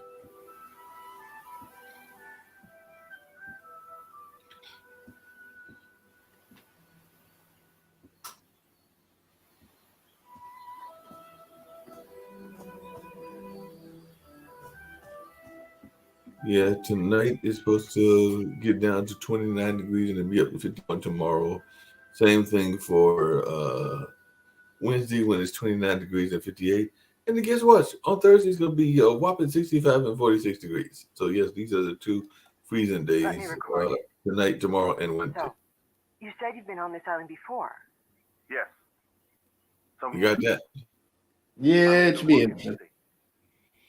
And then they're saying that on the 24th, which is next Thursday, it's supposed to be a whopping, I think they said 74 degrees, 71 degrees. Heavens, what Next gave you Friday, that 74 car? degrees. It's not a what, Interesting. but a who. I don't know. Here's Last Stand. I didn't get a good look at it, but it seemed like a sea creature. I never Sea seen. creature. Anyway, 2023. I was lucky enough to reach that Whiteson beach, the one where we landed on the island. A man came 3 days later and got me out of there. He brought me to the port of Papeete without speaking a single word. Time passed, and I promised myself that I would go on with my life and forget about this damn island. Why did you agree to return to the island then? I need to know what happened to me, to discover the truth. I don't know if you get me. Absolutely.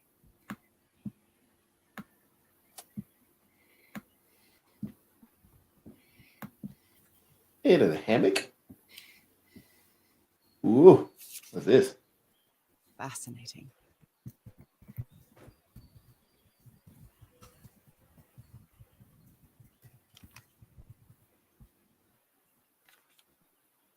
Looks like some of the crew members didn't get along too well. A forbidden ritual? Uh-oh. Looks like some of the crew members. A forbidden ritual. Polynesian man covered in tattoos. I'm not sure if he looks angry or scared. Well, what well?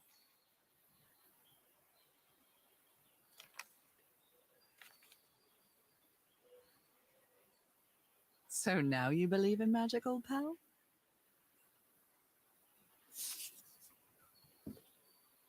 All right. Could these tikis be some sort of guardians?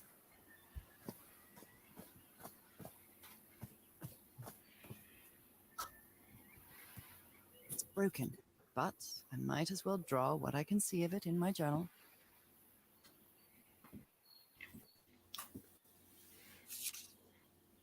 This fella sounds pretty hot-headed.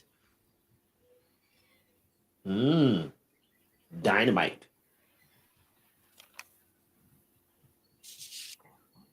Blowing an ancient hatch with dynamite sounds like a fool's errand to me. Ooh, looks like someone didn't like you very much, Harry.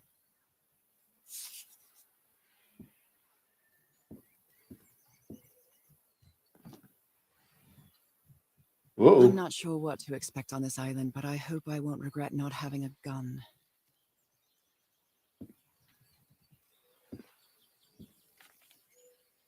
Quite a looker.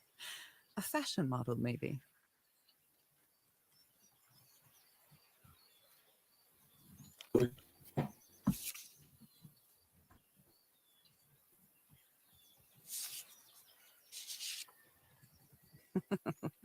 Looks like this fellow was a real heartbreaker. Didn't I tell you about that, Jacoby? Going after them Very surface guys. neat. Well, you know, gotta do what you gotta do. His real name was Here I was thinking you were looking for a Costas. man of substance, and you over there trying to find something materialistic, dude. Hey, you know, he doing his thing right now. Now we know. Nice comb. Nothing on the other side. Who worries this much about their appearance in a place like this? Who worries this much?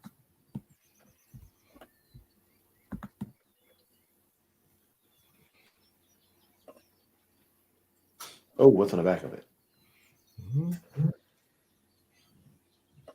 Like a gear. Nothing else to look at.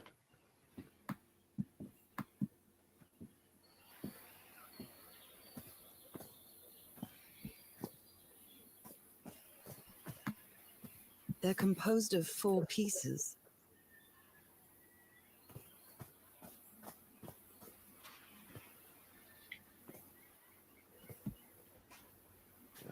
So I gotta go this way. Okay.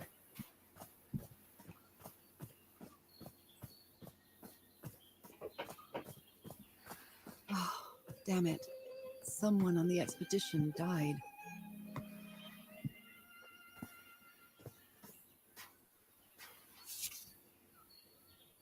A farewell message from a friend.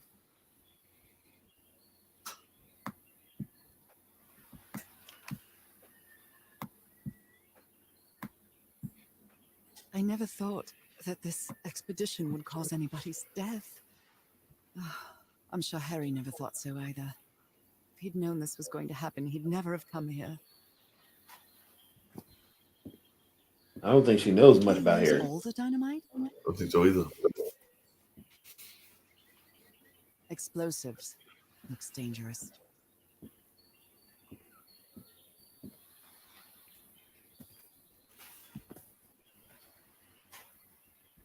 What a delicate piece of craftsmanship.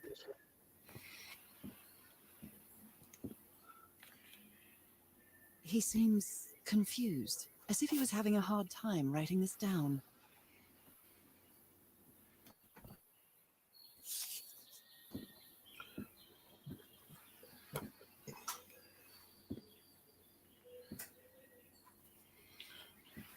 Where are we going? Nothing there.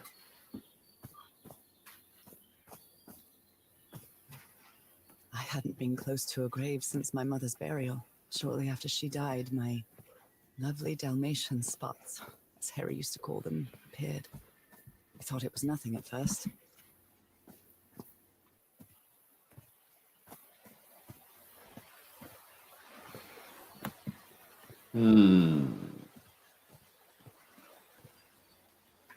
Look at this little fellow.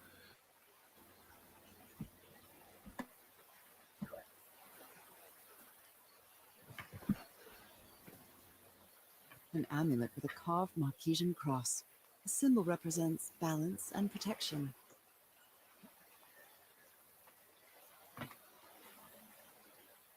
Anything else over here I can look at? Let's see. Anything in the hammock? Ah, Why is this hammock so far from the rest of the campsite?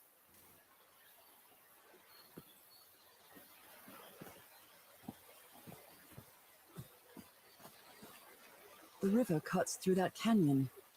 It doesn't look safe to cross.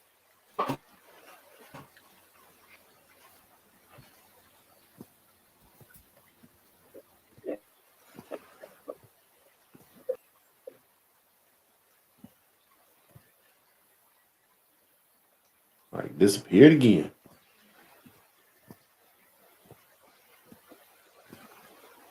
Oh,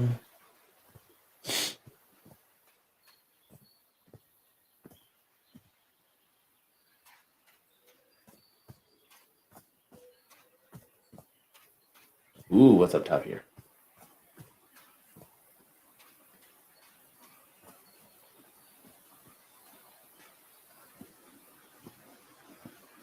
Oh, I must have found the luxury huts. Pretty swanky.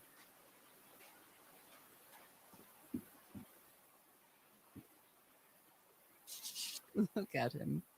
Giddy as a schoolboy. Icor? Black ooze. Oh, I've seen Harry keep even restaurant checks for bookkeeping. He would never tear up a piece of valuable information. you stinker. Better move it. This one.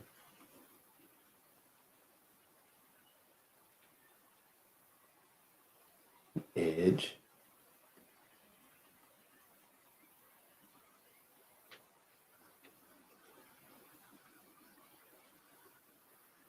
Here. Over here.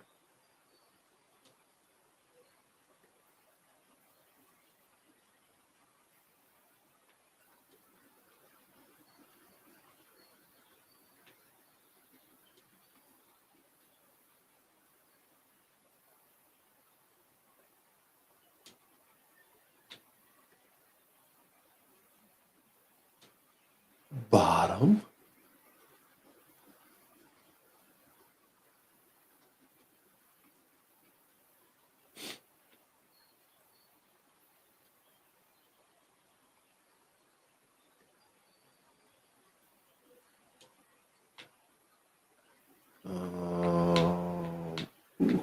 There we go.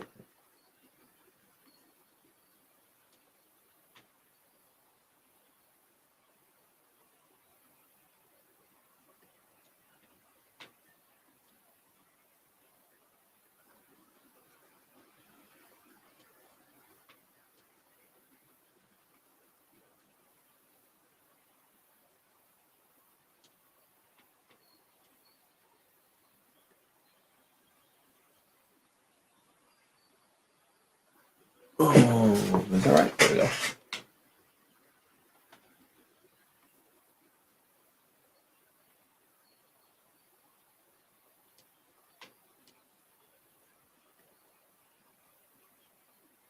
Got it. Why'd you go away from it then?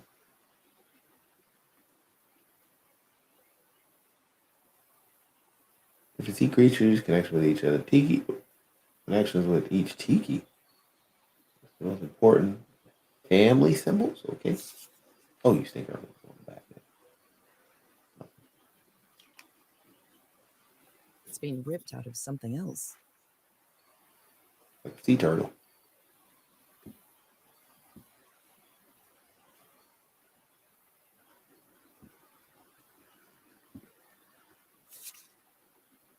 But Frank seems to feel guilty for whatever happened. I feel really bad for him.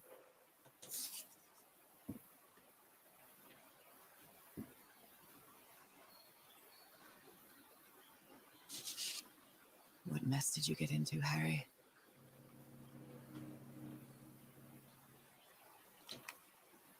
Oh wow, I didn't really realize that.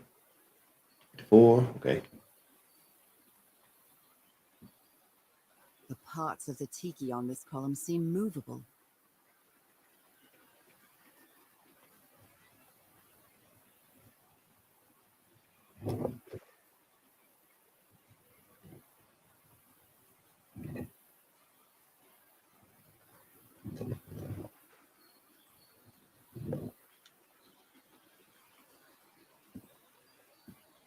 You put together quite an expedition, Harry, and all just for little old me. The Harry Everhart I know would never have given up on this. Something must have happened that kept him from... Oops. The Harry Everhart I know would never have given up on this. Something must have happened that kept him from solving it. Black ooze in a telescope?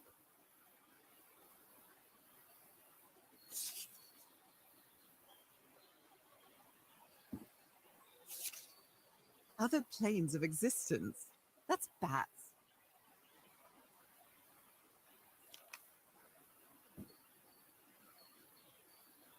Jeepers, a stranded ship.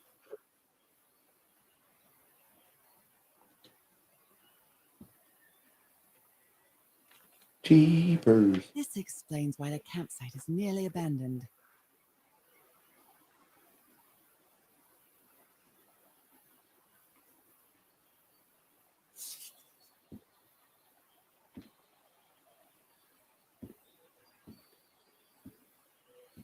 Oh, what's over here? Oh, knock down home stuff.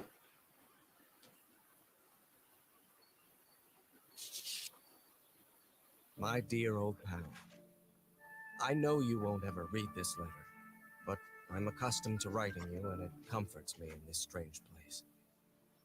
This island is riddled with secrets. So many secrets. But I'm not only talking about mechanisms and contraptions, Nora. I dare say that Oh, something Jahan, what's up, man? clouds one's judgment. Otherwise, I don't have an explanation for Roy's actions.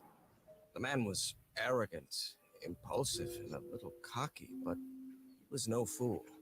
We weren't friends by any means, but he didn't deserve what happened to him. Nobody deserves that. We may have made some progress in finding the cure for your illness, but at what price? I miss you so much, Nora. Harry. He may not say it explicitly, but Harry blames himself for Roy's death. I know him too well. And I miss you too, Harry.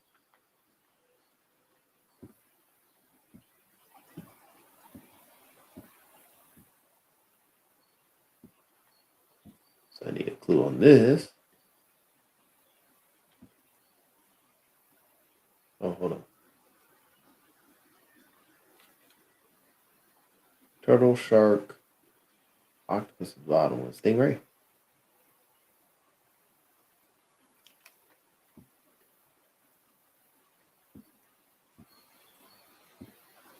Okay, so let's go to Tiki's. Turtle, shark, octopus, stingray. Harry hated asking his parents for money to fund this expedition.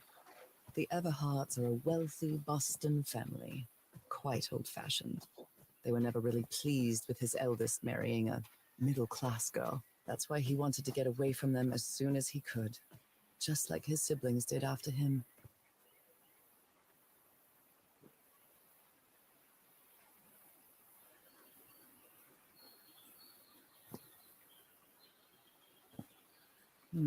Something's missing inside that emblem.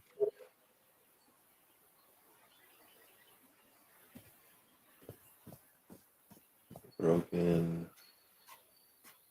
Oh, there it is. Octopus. Okay. It's some sort of Polynesian coat of arms. Is that an octopus? So.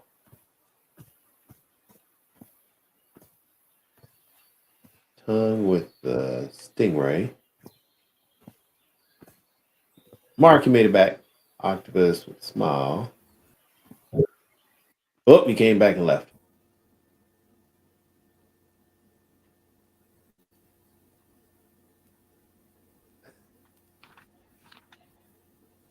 Okay, Mark, you back on. Yep. Or whatever. I was seeing what 202. I see you're still wandering around the jungle. Well, I'm figuring out this puzzle. Well, I brought a secret weapon to help you with the puzzle. 'Cause everybody needs help when they're trying to solve the puzzle. So, just for you, I brought the secret weapon. It'll alert the people that you're there looking for the puzzle. There's that goat. There that goes. Screaming as always. I think I figured the puzzle out. Hopefully. Well, you found some waterfalls, some very pretty waterfalls. Well, I missed 2 of them.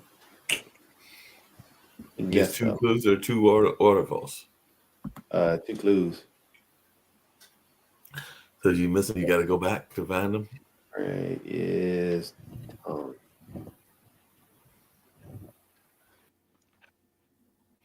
Stingray is You can't do like George Benson and just do a masquerade.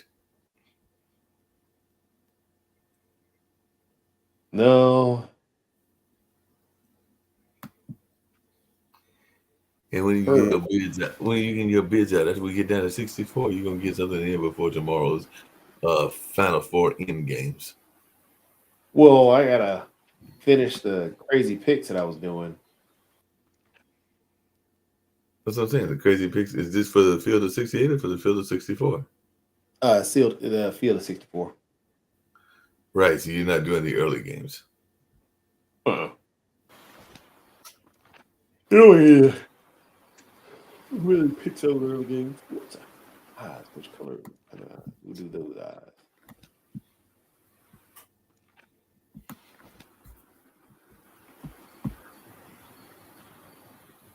Flip these eyes there.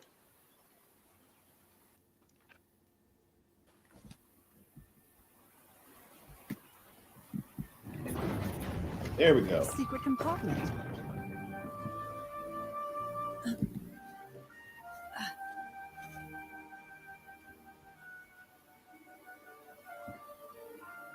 What kind of stone is this? I've never seen any substance quite like it. It feels disturbing. What kind of Oops. Take the stone.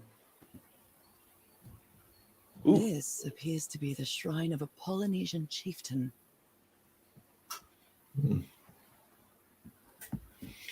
The chieftain.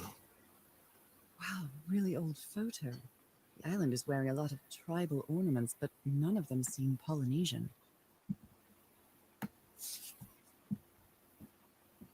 Anything else in here? Nope.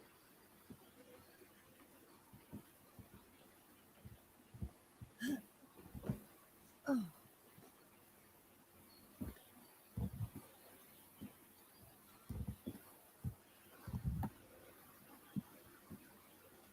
Oh, this stone goes. I know where this stone goes.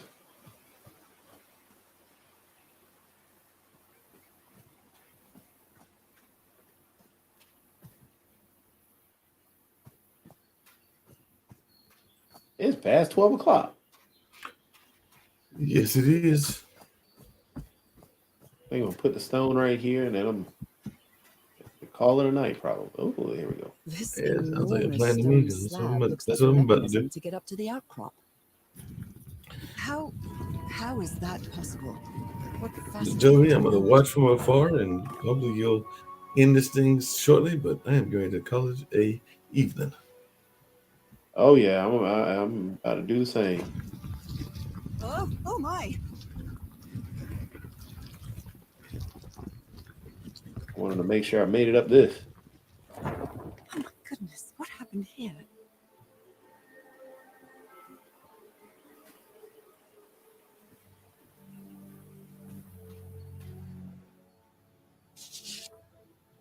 Skin alterations, like the ones on my hands.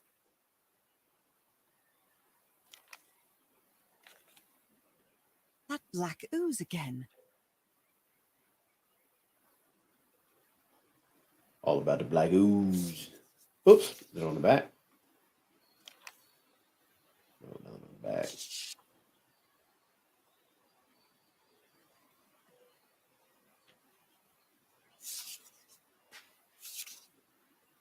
Heavens, he's losing his mind.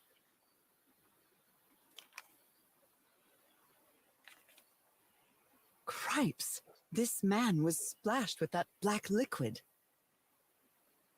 Whoever took this picture must have a really cool head. Those spots look all too familiar.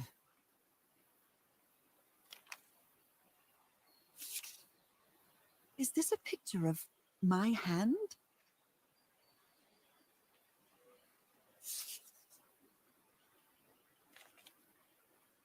Erythrocytes. Aren't those red blood cells? Oops, what's on the back?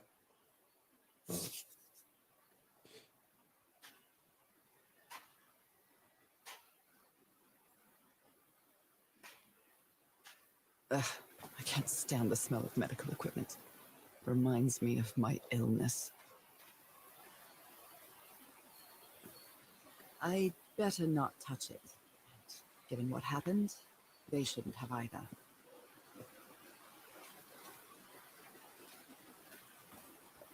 Is this stone structure a hatch of some sort?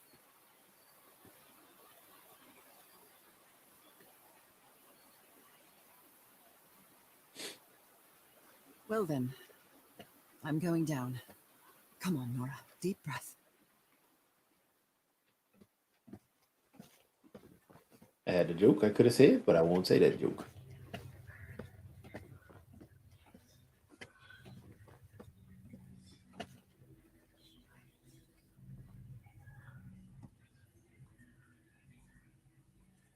Huh.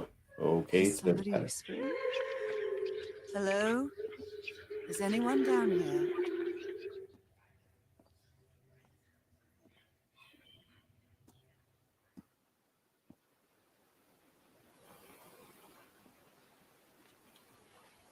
Maybe he heard the whispers too.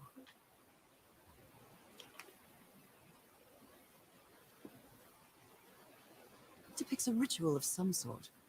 What are they doing to their eyes? How old is this mural?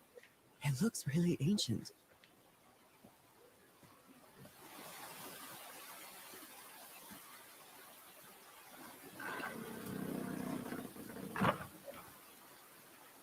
Well, that was easy. This should save some time.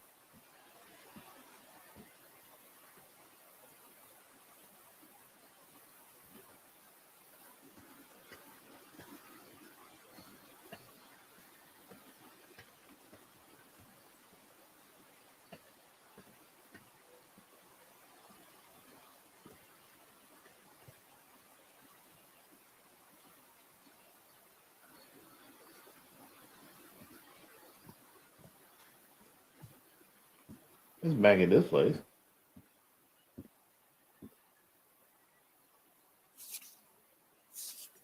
Considering how poorly Harry draws, this isn't half bad.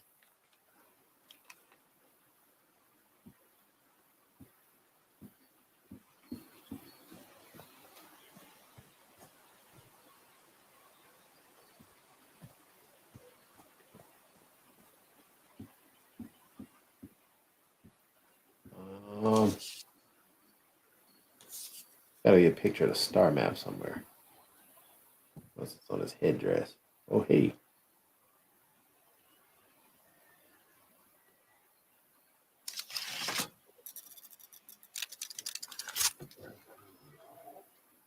Where did you get this strange device, Harry?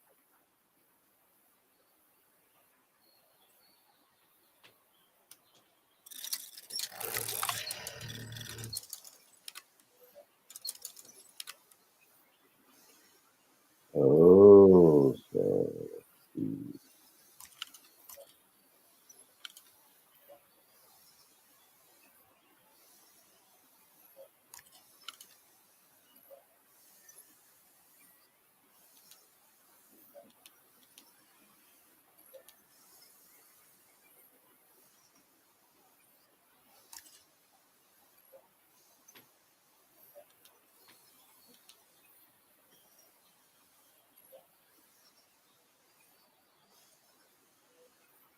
not really sure how this thingamajig works or what I to do. do with it. Go back here and back down.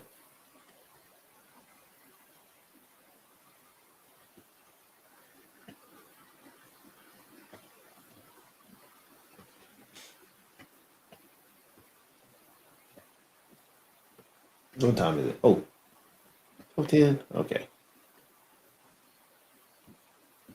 I'm back here to the star map.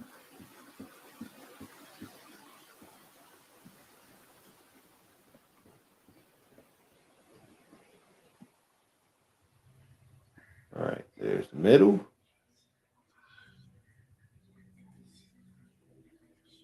Like,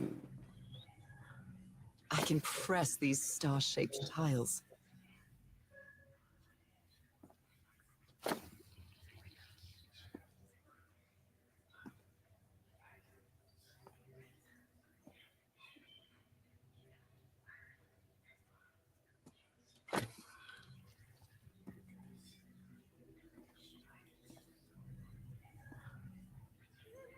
okay, so if I go there, here,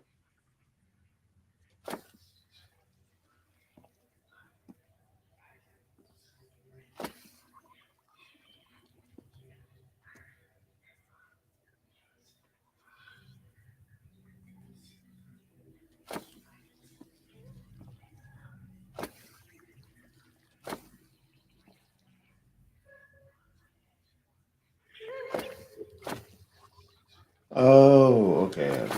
Ooh. So they can't cross, so I got to get them all and they don't cross. Is that what I'm doing?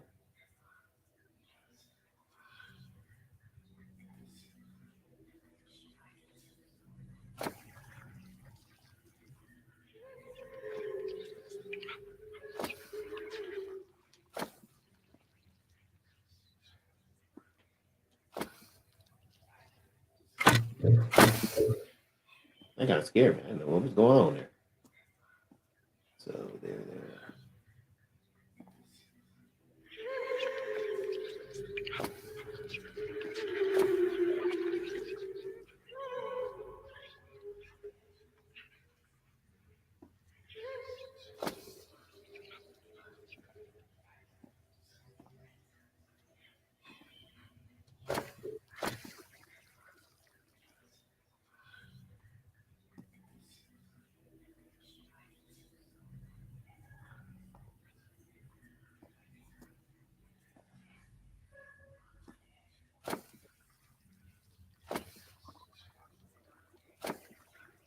I mean,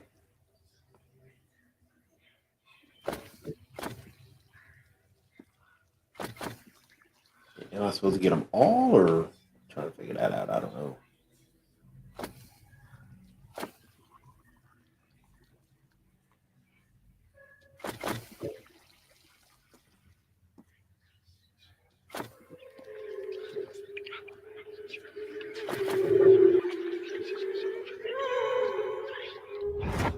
This eye, is it calling to me? Oh, that's what I was supposed to be seeing.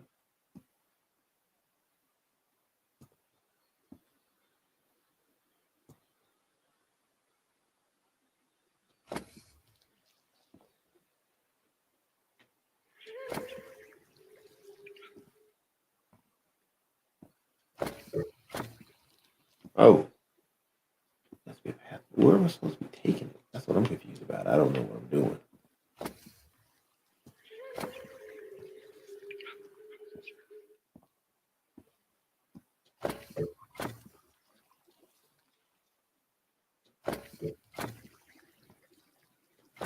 Get that chocolate sauce out of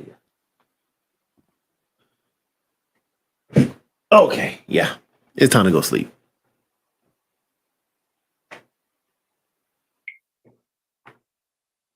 We'll save it right there. Time to go night-night.